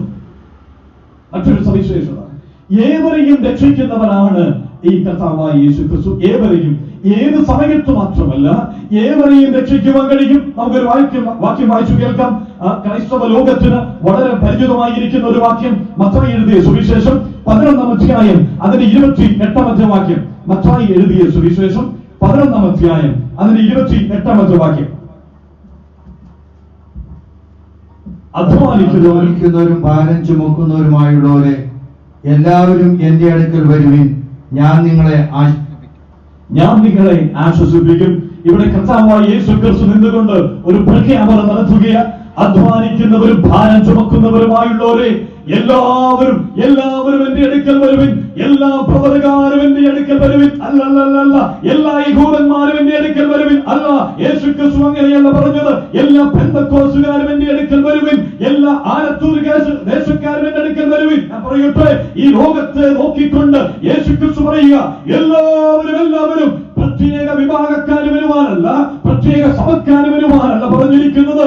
ഈ ലോകത്തിൽ അങ്ങോളം ഇങ്ങോളം ജീവിക്കുന്ന സകല വ്യക്തികളെ നോക്കിക്കൊണ്ട് യേശു ക്രിസ്തു പറയുക, അധ്വാനിക്കുന്നവരും ഭാരം ചുമക്കുന്നവരുമായുള്ളവരെ എല്ലാവരും എന്റെ അടുക്കൽ വരുവിൻ. ഇന്ന് രാത്രി ആലത്തു ദേശത്തോട് വിളിച്ചുറയിക്കട്ടെ. ഇരുട്ടിന്റെ മറവിൽ നിന്നുകൊണ്ട് താങ്കൾ പറയുക, എന്നെ കുറിച്ചല്ല താങ്കളെ കുറിച്ചാണ് സ്നേഹിത. താങ്കളെ ഉൾപ്പെടുത്തിക്കൊണ്ട് തന്നെയാണ് പറയുന്നത്. നിങ്ങൾ ഒരുപക്ഷെ പറഞ്ഞേക്കാം, ഞാൻ ക്രിസ്തീയ മതക്കാരനല്ലല്ലോ, ഇത് ക്രിസ്തീയ മതക്കാരുടെ സന്ദേശമല്ലെന്നേ. ഇത് യേശു ക്രിസ്തു വിളിക്കുകയാ. നിന്റെ മതമേതായാലും, നിന്റെ നിറമേതായാലും, നിന്റെ വിദ്യാഭ്യാസ യോഗ്യത എന്താണെങ്കിലും, നിന്റെ സമ്പത്ത് എന്താണെങ്കിലും, നിന്നെ ഒരുപോലെ രക്ഷിക്കുന്ന കർത്താവ് വിളിക്കുകയാ. ഏവരുമേ എന്റെ അരികിൽ വരുവിൻ, ഞാൻ നിങ്ങൾക്ക് ആശ്വാസം നൽകാം. നിങ്ങൾ പാപഭാരം പേറിക്കൊണ്ട് ഈ ലോകത്ത് നട്ടോട്ടം ഓടിക്കൊണ്ടിരിക്കുകയാണെങ്കിൽ നിന്നെ രക്ഷിക്കുവാൻ കഴിയുന്ന കർത്താവ് നിന്നെ ക്ഷണിക്കുകയാ. യേശു ക്രിസ്തു നിന്നെ ക്ഷണിക്കുകയാ. എന്റെ അരികിൽ വരുവിൻ, എന്റെ അരികിൽ വരുവിൻ, നിനക്ക് പാപവിമോചനമുണ്ട്, നിനക്ക് ഞാൻ ആശ്വാസം നൽകും. കർത്താവ് സഹായിക്കട്ടെ. 6-ാമത്തെ സവിശേഷത കൂടെ പറയട്ടെ. ഈ രക്ഷിതാവായ യേശു ക്രിസ്തുവിന്റെ 6-ാമത്തെ സവിശേഷത, സൗജന്യമായി രക്ഷിക്കുന്നവനാണ് യേശു കർത്താവ്. രക്ഷിതാവായ യേശു ക്രിസ്തു സൗജന്യമായി രക്ഷിക്കുന്നവന്. ഇന്ന് ഇവിടെ എന്ത് കാര്യം നടക്കണമെങ്കിലും പണം കൊടുക്കണം. എന്നാൽ സൗജന്യമായി രക്ഷിക്കുന്ന ഒരുവനുണ്ടെങ്കിൽ അത് യേശു ക്രിസ്തു മാത്രമാണ്. നമുക്കൊരു വാക്യം വായിക്കാം. യെശയ്യാവിന്റെ പുസ്തകം, ഇത് പല വാക്യങ്ങൾ യെശയ്യാവിന്റെ പുസ്തകത്തിൽ നിന്ന്. യെശയ്യാവിന്റെ പുസ്തകം 55-ാം അധ്യായം 1-ാമത്തെ വാക്യം വായിച്ചു കേൾക്കാം. അടിവരയിട്ട് വെക്കേണ്ട ഒരു വാക്യമാകട്ടോ. യെശയ്യാവിന്റെ പുസ്തകം 55-ാം അധ്യായം അതിന്റെ 1-ാമത്തെ വാക്യം. അല്ലയോ ദാഹിക്കുന്ന ഏവരും ദ്രവ്യമില്ലാത്തവരുമായുള്ളവരെ വെള്ളത്തിന് വരുവിൻ, വന്ന് വാങ്ങി തിന്നുവിൻ. നിങ്ങൾ വന്ന് ദ്രവ്യവും വിലയും കൂടാതെ വീഞ്ഞും പാലും വാങ്ങിക്കൊള്ളുവിൻ. ഇനി 2-ാമത്തെ വാക്യം കൂടെ വായിച്ചാൽ, അപ്പമല്ലാത്തവന് ദ്രവ്യവും തൃപ്തി വരുത്താത്തവന് നിങ്ങളുടെ പ്രയത്നഫലവും ചെലവിടുന്നതിന്. മതി. ഇവിടെ ദൈവം ചോദിക്കുന്ന ഒരു ചോദ്യമുണ്ട്. ദാഹിക്കുന്ന ഏവരും. ഇനി ഒരു വാക്ക് പറയുകയാ, ദ്രവ്യമില്ലാത്ത ഏവരും എന്ന് വെച്ചാൽ കയ്യിൽ 10 പുത്രനില്ലാത്ത ഏവരും, പണമില്ലാത്ത ഏവരും, എന്റെ അരികിൽ വാ, എന്റെ അരികിൽ വാ. ഇവിടെ പള്ളിയുടെ അടുക്ക ചെന്നാൽ, സഭക്കാർ ഇന്ന് പല ഈ ലോകത്തുള്ള മതങ്ങളുടെ പിന്നാലെ ചെന്നാൽ, പല പ്രസ്ഥാനങ്ങളുടെ പിന്നാലെ ചെന്നാൽ അവരൊക്കെ പറയുന്ന ഒരു കാര്യമുണ്ട്: പാപത്തിന് മോക്ഷം വേണമോ? പണം കൊണ്ടുപോവാ, പണം കൊണ്ടുപോവാ. പണമില്ലാത്ത, കയ്യിൽ കാശില്ലാത്ത ഒരുത്തരും ഞങ്ങളുടെ അടുക്കൽ വരേണ്ട ആവശ്യമില്ല. അങ്ങനെയുള്ളവരൊക്കെ മറ്റു പല വഴി നോക്കി പോയാൽ മതി എന്ന് പറയുമ്പോൾ ചിലര് പറയും അതങ്ങ് പള്ളിയിൽ പോയി പറഞ്ഞാൽ മതി എന്ന് പറയുന്നത്. കയ്യിൽ കാശില്ലെങ്കിൽ അങ്ങ് പള്ളിയിൽ പോയി പറഞ്ഞാൽ മതി. ഇന്ന് രാത്രി ഞാൻ പറയട്ടെ, നിന്റെ കയ്യിൽ കാശില്ലെങ്കിൽ, നിന്റെ കയ്യിൽ വാങ്ങുവാൻ പണമില്ലെങ്കിൽ, ദ്രവ്യമില്ലാത്ത ഏവരുമേ യേശുക്രിസ്തുവിന്റെ അടുക്കൽ വരുവിൻ. ഇനി എന്തുകൊണ്ട് അത് പറയുന്നതെന്ന് അറിയാമോ? യേശുക്രിസ്തു പറയുകയാ, ഞാൻ ദൈവമാണ്, ദൈവമാണ്. ഇന്ന് രാത്രി വിളിച്ചു പറയട്ടെ, പണം മേടിക്കുന്നതൊക്കെയും, പണം മേടിച്ചു നൽകുന്ന പാപമോചനം എന്ന് പറയുന്നതിനൊക്കെയും, പണം കൊടുത്തു വാങ്ങുന്ന മോക്ഷം എന്നതൊക്കെയും ദൈവത്തിന്റെതല്ല, ദൈവത്തിന്റെയല്ല. ഇങ്ങനെയൊന്ന് ചിന്തിച്ച്, അഖിലാണ്ടത്തിന്റെ ഉടയവനായ ദൈവം, നാം ഈ കാണുകയും കാണാൻ കഴിയാത്തതുമായ സകലത്തിന്റെയും ഉടയവനായിരിക്കുന്ന ദൈവത്തിന് എന്റെ പോക്കറ്റിൽ ഇരിക്കുന്ന 100 രൂപ നോട്ട് കൊടുത്ത് ഈ പാപമോചനം വാങ്ങുവാൻ കഴിയുമെങ്കിൽ ദൈവം ഇത്രയും പാവപ്പെട്ടവനാണോ? അല്ലല്ലല്ല. അഖിലാണ്ടത്തിന്റെ ഉടയവൻ, സമ്പന്നനായിരിക്കുന്ന ദൈവം, എന്നെയും നിന്നെയും സൃഷ്ടിച്ച ദൈവത്തിന് നിന്റെ പോക്കറ്റിലെ പണം വേണ്ട, നിന്റെ സൽക്കർമ്മങ്ങൾ വേണ്ട, നിന്റെ നടപ്പ് വേണ്ട, നിന്റെ വിയർപ്പ് വേണ്ട, നിന്റെ ആരോഗ്യം വേണ്ട. ഇന്ന് രാത്രി യേശുക്രിസ്തു നിന്നെ ക്ഷണിക്കുകയാ. ദ്രവ്യമില്ലാത്ത ഏവരുമേ, സമ്പത്തില്ലാത്ത ഏവരുമേ, നിന്റെ പോക്കറ്റിലെ പണം നോക്കി നീ വരണ്ട. നിന്റെ പണമുണ്ടെങ്കിലും ഇല്ലെങ്കിലും നീ യേശുവിന്റെ അടുക്കൽ വരിക. ഒരു കാര്യം കൂടെ ചേർത്ത് പറയുന്നുണ്ട്: അപ്പമല്ലാത്തതിന് ദ്രവ്യം കൊടുക്കുന്നത് എന്തിന്? നിന്റെ വിശപ്പ് മാറ്റുവാൻ കഴിയുന്നതിന്, നിന്റെ അധ്വാനം കൊടുക്കുന്നത് എന്തിന്? ഇന്ന് ഞാൻ ഇങ്ങനെയൊന്ന് പറയട്ടെ, എത്രയോ ആളുകളാ അവർ കഷ്ടപ്പെട്ട് അധ്വാനിക്കുന്ന പണം കൊണ്ട് മോക്ഷത്തിനായി ചെലവഴിച്ചു കൊണ്ടിരിക്കുക. അവർ ഓടി നടക്കുകയാ, എത്ര പണവും മുടക്കുവാൻ തയ്യാറാ. ഇന്ന് രാത്രി ദൈവം പറയുന്നു, പണം കൊടുത്തു വാങ്ങുവാൻ കഴിയാത്ത പാപവിമോചനത്തിനായി നീ എന്തിനാ ദ്രവ്യം മുടക്കുന്നത്? നീ എന്തിനാ പണം മുടക്കുന്നത്? പൈസ വേണ്ട, നീ ഒരൽപ്പം പോലും നടക്കേണ്ട ആവശ്യമില്ല. നീ ഇരിക്കുന്ന ഇരിപ്പിൽ, നീ ഏതവസ്ഥയിൽ ഇരിക്കുന്നുവോ, നിന്നെ സൗജന്യമായി രക്ഷിക്കുവാൻ കഴിയുന്ന ഒരു രക്ഷിതാവായ യേശുക്രിസ്തുവിനെയാണ് ഇവിടെ പ്രസംഗിക്കുന്നത്. ഈ രക്ഷിതാവിന്റെ പ്രത്യേകത, ഇവൻ സൗജന്യമായി തങ്ങളെ രക്ഷിക്കും. ദൈവം സഹായിക്കട്ടെ. ദൈവവചനം വളരെ വ്യക്തമായി വെളിപ്പെടുത്തുകയാണ്, ഈ രക്ഷിതാവ് ദൈവം മനുഷ്യനായി ഇറങ്ങി വന്ന യേശുക്രിസ്തു എന്ന രക്ഷിതാവ്. ഞാൻ ഇത് പ്രസംഗിക്കുമ്പോൾ ചില ആളുകളെങ്കിലും മനസ്സിൽ ചിന്തിച്ചു വെക്കാം, ഇവർ പ്രസംഗിക്കുന്ന ബൈബിൾ, എന്തിന് എപ്പോഴും ഈ ബൈബിൾ എന്ന് പ്രസംഗിക്കുന്നത്? ഞാൻ വീണ്ടും ഉറപ്പിച്ചു പറയട്ടെ, ഇവിടെ പ്രസംഗിക്കുന്ന പ്രസംഗങ്ങൾ ആലത്തൂബ്രദറൻ സഭ ക്രമീകരിച്ചിരിക്കുന്ന യോഗത്തിൽ പ്രസംഗിക്കുന്ന പ്രസംഗങ്ങൾ, അല്ലെങ്കിൽ ഈ സഭയോടനുബന്ധിച്ച് നടക്കുന്ന ഏത് യോഗങ്ങൾ എടുത്താൽ ഇതെല്ലാം ബൈബിളിനെ അധികരിച്ചുകൊണ്ട്. ഞങ്ങൾക്ക് മറ്റൊന്നും ഇവിടെ പ്രസംഗിക്കുവാനില്ല. അതിന് കാരണം മറ്റൊന്നുമല്ല, ഈ ബൈബിൾ എന്ന് പറയുന്നത് ചിലരൊക്കെ ചിന്തിക്കുന്നത് ഇങ്ങനെയാ, ക്രൈസ്തവ മതത്തിന്റെ ഒരു മതഗ്രന്ഥമാണ് ബൈബിൾ. ഹൈന്ദവ മതത്തിന് ഗ്രന്ഥങ്ങൾ ഉള്ളതുപോലെ, ഇസ്ലാം മതത്തിന് അവരുടെ മതഗ്രന്ഥം ഉള്ളതുപോലെ, ക്രിസ്തീയ മതത്തിന്റെ ഒരു ഗ്രന്ഥമാണ് ബൈബിൾ എന്ന് ചിന്തിക്കുകയും പഠിപ്പിക്കുകയും പ്രചരിപ്പിക്കുകയും ചെയ്യുന്നവരുണ്ട്. ഒരു കാലത്ത് ഞാനും അങ്ങനെ തന്നെയായിരുന്നു. ഈ ബൈബിളിൽ നോക്കി ഞങ്ങളുടെ മതത്തിന്റെ ഒരു ഗ്രന്ഥം എന്ന് വെച്ചുകൊണ്ട് പൂജിച്ചിരുന്ന ഒരു കാലം എനിക്കുണ്ടായിരുന്നു. ഞങ്ങളുടെ വീട്ടിലൊക്കെ ഒരു പൂജാവസ്തു വെച്ചിരിക്കുന്നത് പോലെ, ഒരു വിഗ്രഹം വെച്ചിരിക്കുന്നത് പോലെ ബൈബിൾ വെച്ചിരുന്നു. എപ്പോഴാണ് ഇതെടുക്കുന്നത്? തുടയ്ക്കുവാനും വൈകുന്നേരം പോയി മുമ്പിൽ കുമ്പിടാനും, തുറന്നു വെച്ച് അതിനകത്തുനിന്ന് ഒരു വാക്യം വായിക്കുവാനും, തലയുടെ അടിയിൽ വെച്ച് പേടി വരാതിരിക്കുവാൻ അമ്മയൊക്കെ എടുത്തു വെച്ചത് എന്റെ ഓർമ്മയിലുണ്ട്. ഇതിനച്ഛൻ പറയട്ടെ, ഈ ബൈബിൾ എന്ന് പറയുന്നത് തിരിച്ചറിഞ്ഞ ഒരു ദിവസമുണ്ട്. ഇന്ന് രാത്രി പറയട്ടെ, ഈ ബൈബിൾ ഒരു മതഗ്രന്ഥമല്ല. ബാക്കിയുള്ള മതങ്ങൾക്ക് അവരുടെ മതഗ്രന്ഥങ്ങൾ ഉള്ളതുപോലെ ക്രിസ്തീയ മതത്തിന്റെ ഗ്രന്ഥമാണ് ബൈബിൾ എന്ന് ആരെങ്കിലും പറയുന്നുവെങ്കിൽ അല്ല. ബൈബിൾ ഒരു മതഗ്രന്ഥമല്ല. പിന്നെന്താ ബൈബിൾ? നമുക്കൊരു വാക്യം വായിക്കാം. യെശയ്യാവിന്റെ പുസ്തകം 34-ാം അധ്യായം 16-ാമത്തെ വാക്യം. യെശയ്യാവിന്റെ പുസ്തകം 34:16. ഞാൻ പറഞ്ഞില്ലേ, ഇത് യെശയ്യാവ് അവിടെ വെച്ചേക്ക്, ഒരു കൈകൾ വെച്ചേക്ക്. ഒത്തിരി വാക്യങ്ങൾ വായിക്കണം. യെശയ്യാവ് 34:16. യഹോവയുടെ പുസ്തകത്തിൽ അന്വേഷിച്ച് വായിച്ചു. യഹോവയുടെ പുസ്തകം. ആ വാക്യം ആരംഭിക്കുന്നത് ഇങ്ങനെയാണ്, ഇത് യഹോവയുടെ പുസ്തകം. ഇന്ന് രാത്രി പറയട്ടെ, ബൈബിൾ എന്താണ്? ബൈബിൾ ഒരു മതപുസ്തകമല്ല, മതഗ്രന്ഥമല്ല. ബൈബിൾ എന്ന് പറയുന്നത് ചില ആളുകൾ ചേർന്ന് വെച്ചിരിക്കുന്ന, ക്രിസ്തീയ മതത്തിനു വേണ്ടി വെച്ചിരിക്കുന്ന ഒരു പുസ്തകമല്ലെന്നേ. ഈ ബൈബിൾ തന്നെ ബൈബിളിനെ സാക്ഷീകരിക്കുകയാ. ഇത് യഹോവയുടെ പുസ്തകം. ഇത് ദൈവത്തിന്റെ വചനമാണ്. ഇത് ദൈവത്തിന്റെ വചനമാണ്. ഇത് മനുഷ്യന്റെ വാക്കുകളല്ല. ഇത് ദൈവം മനുഷ്യന് നൽകിയിരിക്കുന്നത്. അനേകം പുസ്തകങ്ങളുള്ള ഈ കാലഘട്ടത്തിൽ, അനേക ആയിരക്കണക്കിന് ഗ്രന്ഥങ്ങളുള്ള ഈ ലോകത്ത് ബൈബിൾ വളരെ നിസ്തുല്യമായിട്ട് ഇന്ന് നിലനിൽക്കുകയാണ്. എന്താണ് ബൈബിളിന്റെ നിസ്തുല്യത? ആ വാക്യം തുറന്നു വായിക്കാം. യെശയ്യാ 34:16. യഹോവയുടെ പുസ്തകത്തിൽ അന്വേഷിച്ച് വായിച്ചു നോക്കുവിൻ. മതി. യഹോവയുടെ പുസ്തകത്തിൽ അന്വേഷിച്ചു വായിച്ചു നോക്കുവിൻ. ഇത് അന്വേഷിച്ചു വായിച്ചു നോക്കുവിൻ. ഇവിടെ തിരുവചനം പറയുകയാ, ഇത് അന്വേഷിച്ചു വായിച്ചു നോക്കണം. അതുകൊണ്ട് ഇന്ന് രാത്രി ചിലരെങ്കിലും ബൈബിളിനെ അംഗീകരിക്കാത്തവരുണ്ടെങ്കിൽ ഞാൻ പറയട്ടെ, വെറുതെയാണെങ്കിലും ഈ ബൈബിൾ ഒന്ന് വായിച്ചു നോക്കണം. വെറുതെയാണെങ്കിലും ഇതൊന്ന് വായിച്ചു നോക്കണം. വേണമെങ്കിൽ ഞങ്ങളെ പോലുള്ള ഉപദേശിമാരോട് വാദിക്കാൻ വേണ്ടിയാണെങ്കിലും നിങ്ങൾ ഈ ബൈബിൾ ഒരിക്കലെങ്കിലും വായിക്കണം. ബൈബിൾ വായിക്കണം. അതിനവിടെ പറഞ്ഞിരിക്കുന്നത് ഇങ്ങനെയാ, ഇത് വായിച്ചു കഴിയുമ്പോൾ അന്വേഷിച്ചു വായിച്ചു നോക്കുവിൻ. ഞാനിതിങ്ങനെ ഇങ്ങനെ പറയട്ടെ, മനുഷ്യന്റെ എല്ലാ ചോദ്യങ്ങൾക്കുമുള്ള ഉത്തരം നൽകുന്ന ഒരു ഗ്രന്ഥം ഈ ലോകത്തുണ്ട് എങ്കിൽ അത് ബൈബിൾ മാത്രമാ, ദൈവത്തിന്റെ വചനം മാത്രമാ. ലോകത്തിന്റെ പിന്നാലെ കടന്നുപോയി ലോകം ഉത്തരം നൽകുമെന്ന് ആശ്രയിച്ചുകൊണ്ട് ശാസ്ത്രത്തിന് പിന്നാലെ, വൈദ്യശാസ്ത്രത്തിന്റെ പിന്നാലെയും, മതങ്ങളുടെ പിന്നാലെയും, പ്രസ്ഥാനങ്ങളുടെ പിന്നാലെയും, രാഷ്ട്രീയക്കാരുടെ പിന്നാലെയും ഒക്കെ നടക്കുന്നവരുണ്ടെങ്കിൽ നിങ്ങൾ പല ചോദ്യങ്ങളും ഉയർത്തുമ്പോൾ അതിനുത്തരമില്ല. സൃഷ്ടി, ഈ കാണുന്ന പ്രപഞ്ചം എങ്ങനെയുണ്ടായി? ആരുത്തരം നൽകും? മനുഷ്യനെ നോക്കിക്കൊണ്ട് മനുഷ്യന്റെ ആരംഭം എങ്ങനെയാ? ചില പരിണാമ സിദ്ധാന്തവാദികൾ, കഴിഞ്ഞ രാത്രി പറഞ്ഞ പോലെ സിദ്ധാന്തവാദികൾ, അതിനെ ചില സിദ്ധാന്തം എന്നൊക്കെ വിളിക്കേണ്ട ഒരു സാഹചര്യത്തിൽ തീരിക്കുക. ബുദ്ധിയുള്ള മനുഷ്യൻ, സുബോധമുള്ള മനുഷ്യൻ അതൊന്നും അംഗീകരിക്കുവാൻ കഴിയുകയില്ല. അപ്പോൾ മനുഷ്യന്റെ ആരംഭം എങ്ങനെ? മനുഷ്യന്റെ പ്രശ്നം എന്താണ്? മനുഷ്യന്റെ ഭാവി എന്താണ്? ഈ ലോകത്തിൽ ഇനി സംഭവിക്കുവാൻ പോകുന്ന കാര്യങ്ങൾ എങ്ങനെയാണ്? ഈ കാര്യങ്ങളൊക്കെ അക്കമിട്ട് പറഞ്ഞിരിക്കുന്ന ഒരു ഗ്രന്ഥം അത് ബൈബിളാ. അതുകൊണ്ട് ഇവിടെ പറഞ്ഞിരിക്കുന്നത് ഈ യഹോവയുടെ പുസ്തകം, ഇത് അന്വേഷിച്ചു വായിച്ചു നോക്കുവിൻ.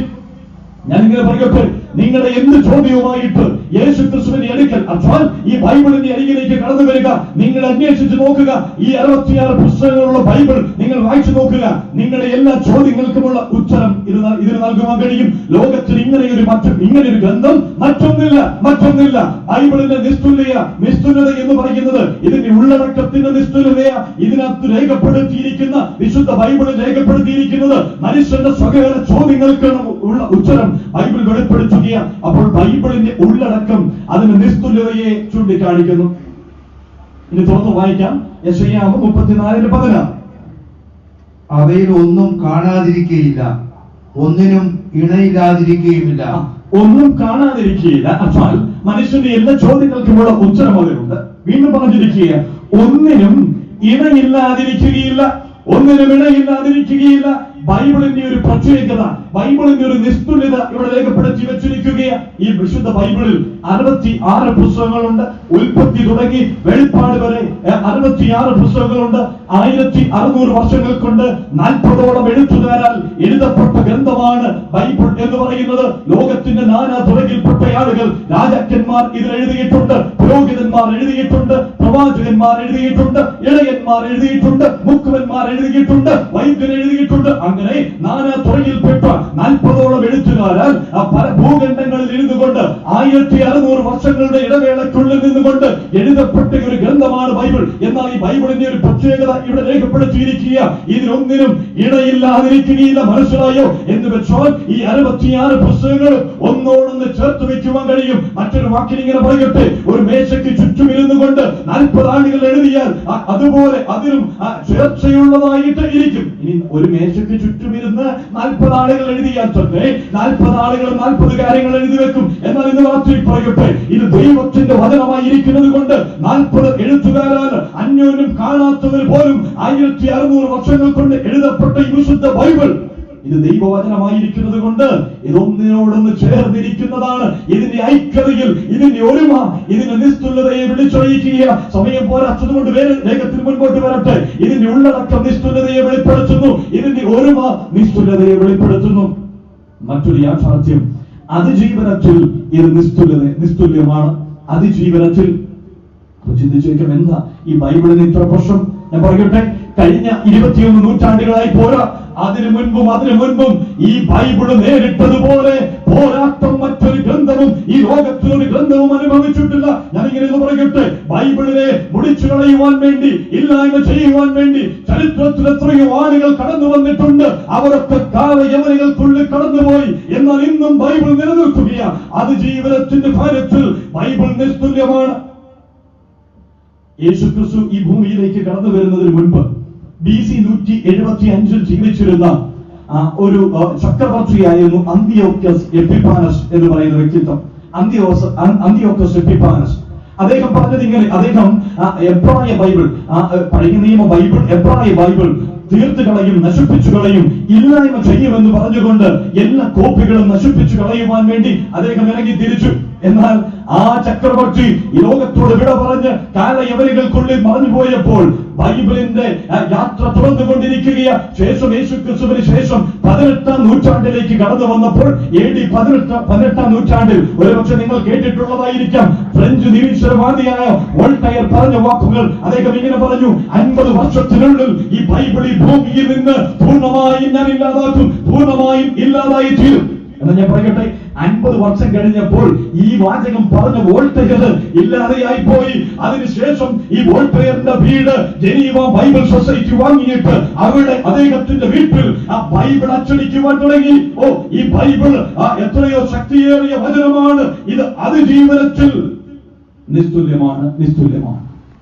ഈ ലോകത്ത് 10,000 വർഷങ്ങളൊക്കെ നീണ്ടു നിന്ന അല്ലെങ്കിൽ പഴക്കമുള്ള പുസ്തകങ്ങളൊക്കെ ഉണ്ടായിട്ടുണ്ട്. എന്നാൽ ഒരു പുസ്തകത്തെയും ഇതുപോലെ നശിപ്പിക്കാൻ ശ്രമിച്ചിട്ടില്ല. അതൊക്കെ വളരെ സുരക്ഷിതമായിട്ട് സൂക്ഷിക്കുവാൻ ശ്രമിക്കുമ്പോൾ ബൈബിളിനെ തകർത്തു കളയുവാൻ കഴിഞ്ഞ നൂറ്റാണ്ടുകളായി ശ്രമിച്ചുകൊണ്ടിരിക്കുകയാണ്. എന്നാൽ ഇത് ദൈവത്തിന്റെ വചനമായിരിക്കുന്നത് കൊണ്ട് ഈ ബൈബിൾ അതിജീവനത്തിൽ നിസ്തുല്യമായി ഇന്നും തുടർന്നുകൊണ്ടിരിക്കുക. മറ്റൊരു പ്രത്യേകത കൂടെ പറഞ്ഞ് ഞാൻ ആ ഭാഗം അവസാനിപ്പിക്കാം. ബൈബിളിന്റെ മറ്റൊരു നിസ്തുല്യത എന്ന് പറയുന്നത് സ്വാധീനത്തിന്റെ കാര്യത്തിൽ ബൈബിൾ നിസ്തുല്യം സ്വാധീനിച്ചു. ഈ ലോകത്തിൽ ബൈബിൾ സ്വാധീനിച്ചതുപോലെ മനുഷ്യരെ സ്വാധീനിച്ച മറ്റൊരു ഗ്രന്ഥമുണ്ടായിട്ടില്ല. എത്രയോ മോട്ടിവേഷൻ ബുക്കുകളൊക്കെ ഇറങ്ങാറുണ്ട്. ബെസ്റ്റ് സെല്ലർ എന്നൊക്കെ പറഞ്ഞുകൊണ്ട്, നമ്പർ 1 എന്നൊക്കെ പറഞ്ഞുകൊണ്ട് ആളുകളെ വിറ്റഴിക്കാറുണ്ട്. എന്നാൽ ഞാൻ പറയട്ടെ, ബൈബിൾ സ്വാധീനിച്ചതുപോലെ സ്വാധീനിച്ച മറ്റൊരു ഗ്രന്ഥം ഈ ലോക ചരിത്രത്തിൽ ഉണ്ടായിട്ടില്ല.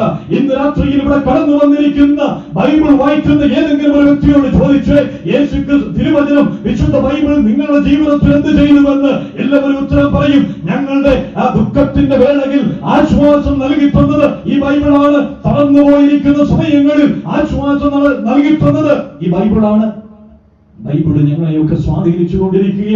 ബൈബിളിൽ മോശക്കാരായിരുന്ന ഞങ്ങളെ ഇന്ന് നല്ലവരാക്കി തീർത്തുകൊണ്ടിരിക്കുക.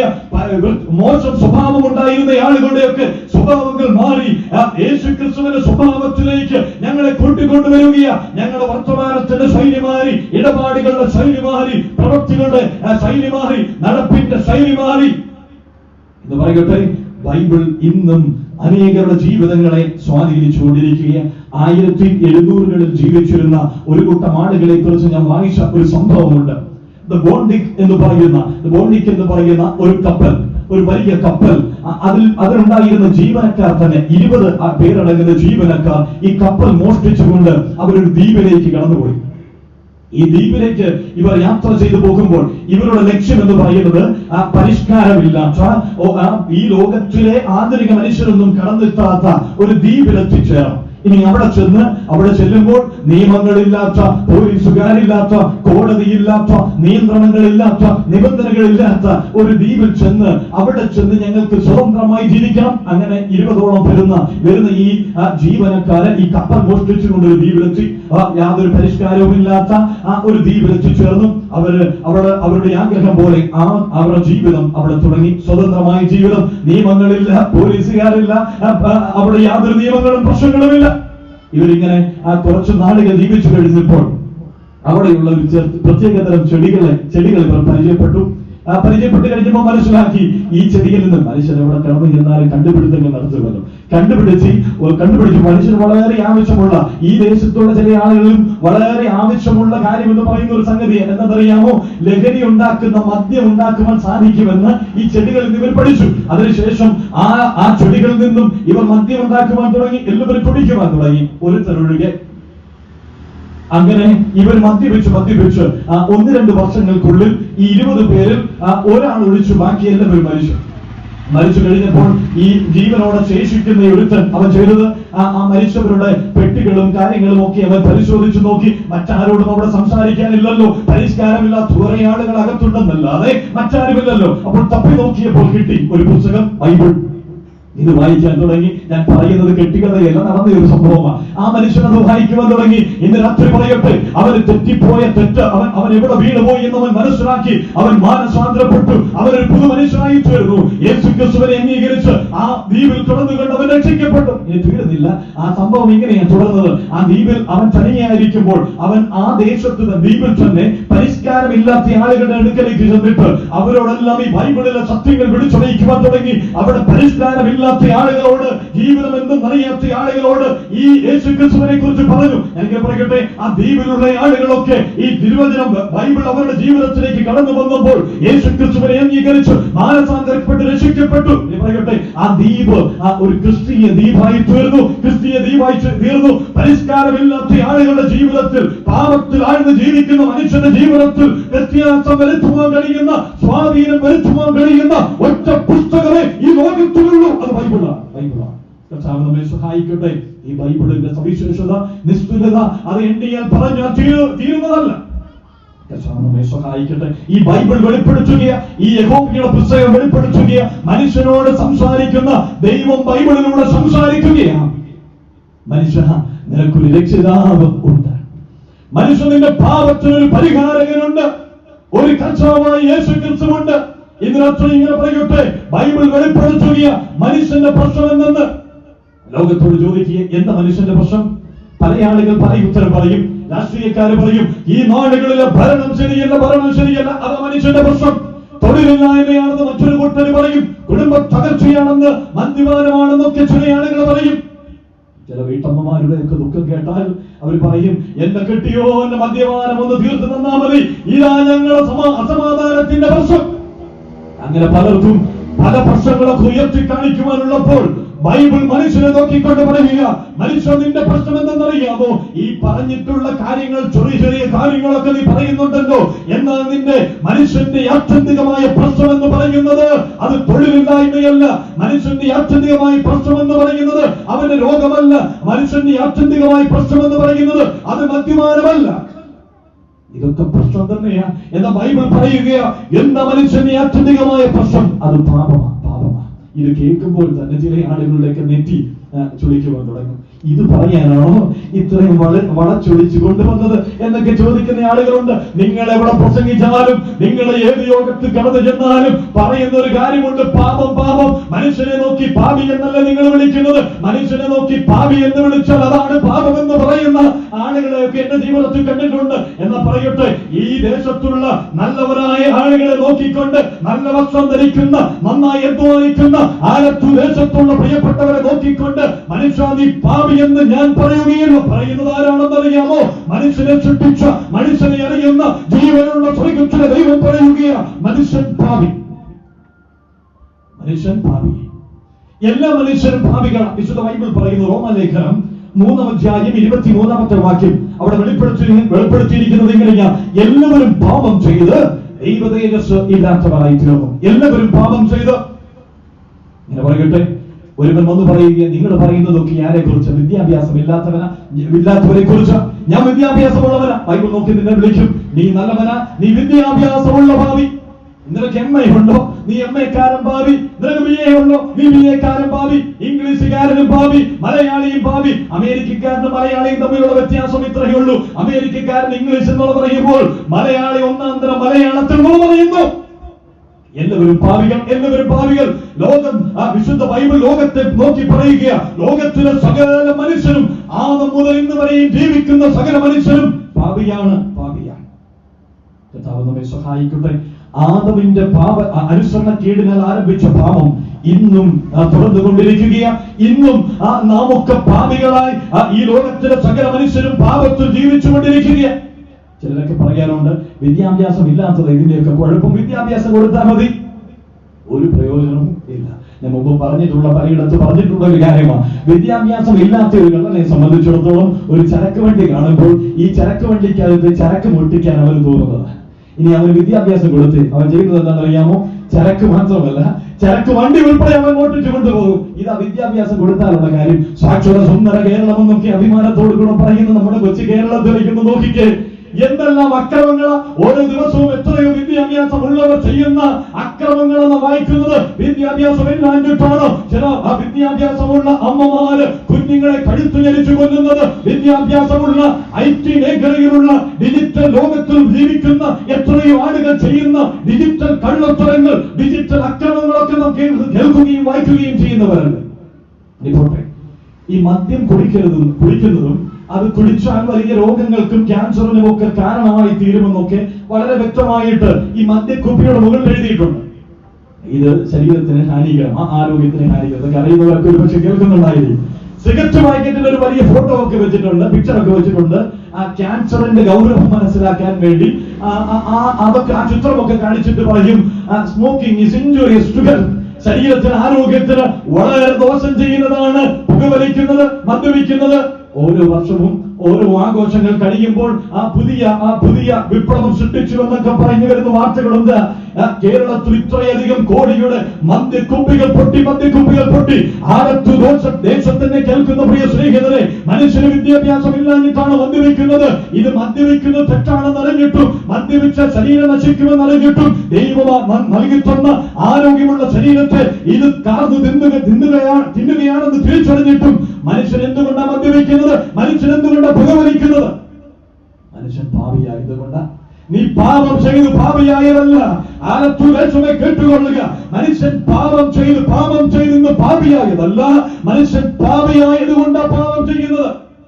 നന്നാവണമെന്ന് ആഗ്രഹമൊക്കെ ഉണ്ട്. ചിലർ പറയും, എത്ര ശ്രമിച്ചിട്ടും ബ്രദർ നടക്കുന്നില്ല, എത്ര ശ്രമിച്ചിട്ടും നടക്കുന്നില്ല, എത്ര നോക്കി തീരുമാനം പലതവണ എടുത്തു, നടക്കുന്നില്ല. എന്റെ സ്വഭാവം മെച്ചപ്പെടുന്നില്ല. എത്ര നന്നായി ജീവിക്കാമെന്ന് ശ്രമിച്ചാലും വീട്ടിലേക്ക് ചിലപ്പോൾ നടക്കുകയില്ല. മദ്യപിക്കുന്ന ചിലരുടെ കാരണങ്ങൾ ചേർത്താൽ നമുക്ക് ചിരി വരും. അവർ പറയും, പണിക്ക് പോകുമ്പോൾ കൈവറക്കാതിരിക്കണമെങ്കിൽ ഒരു പെൺകകത്ത് ചെല്ലണമെന്നൊക്കെ പറയുന്നത്. ചിലരിങ്ങനെ പറയുന്നത്, വൈകുന്നേരം പണിയും കഴിഞ്ഞ് വീട്ടിലേക്ക് ചെല്ലുമ്പോൾ ഭാര്യയുടെ മുമ്പിൽ നെഞ്ചു വിരിച്ചു നിന്ന് 2 ഡയലോഗ് പറയണമെങ്കിൽ അല്പം അകത്തേക്ക് ചെല്ലണം. ഞാൻ പറയട്ടെ, ഇത് തെറ്റാണെന്ന് അറിഞ്ഞിട്ടും, ശരീരത്തിന് ഹാനികരമെന്ന് അറിഞ്ഞിട്ടും, ഇതൊക്കെ മോന്തുന്നതിന്റെ കാരണമെന്ന് അറിയാമോ? മനുഷ്യൻ പാപിയായതുകൊണ്ട്. അതുകൊണ്ട് തിരുവചനം വെളിപ്പെടുത്തുന്നു, ഈ മനുഷ്യനൊരു പാപത്തിന് പരിഹാരം ആവശ്യമാ. മനുഷ്യൻ ഇന്നും നെട്ടോട്ടം ഓടിക്കൊണ്ടിരിക്കുന്നത് എന്തിനാ? പാപമോക്ഷത്തിന് വേണ്ടിയാ. എത്ര പണം മുടക്കുവാനും ആ കുഴപ്പമില്ലാത്തതിന്റെ കാരണം എന്തെന്നറിയാമോ? കോടികൾ ചെലവഴിക്കുക. എന്തിനാ? മോക്ഷത്തിനായി. എന്തും ചെയ്യുവാൻ അവർ തയ്യാറാ. എന്നാൽ ദൈവം പറയുകയാ, നിനക്കൊരു രക്ഷിതാവിനെ നൽകിയിട്ടുണ്ട്. യേശു കർത്താവ് എന്ന രക്ഷിതാവ് നിന്റെ പാപത്തെ വീണ്ടെടുക്കുന്ന, മോചിക്കുന്ന, പാപക്ഷമ നൽകുന്ന രക്ഷിതാവായ യേശു ക്രിസ്തു. ഇനി എങ്ങനെയാ യേശു കർത്താവ് ദൈവമായവൻ, രക്ഷിതാവായവൻ പാപത്തിന് മോചനം നൽകിയത്? നാം വായിച്ച വാക്യം ഒരിക്കൽ കൂടെ വായിക്കാം. മത്തായി എഴുതിയ സുവിശേഷം 16-ാം അധ്യായം 21-ാമത്തെ വാക്യം. മത്തായിയുടെ സുവിശേഷം 16-ന്റെ-21.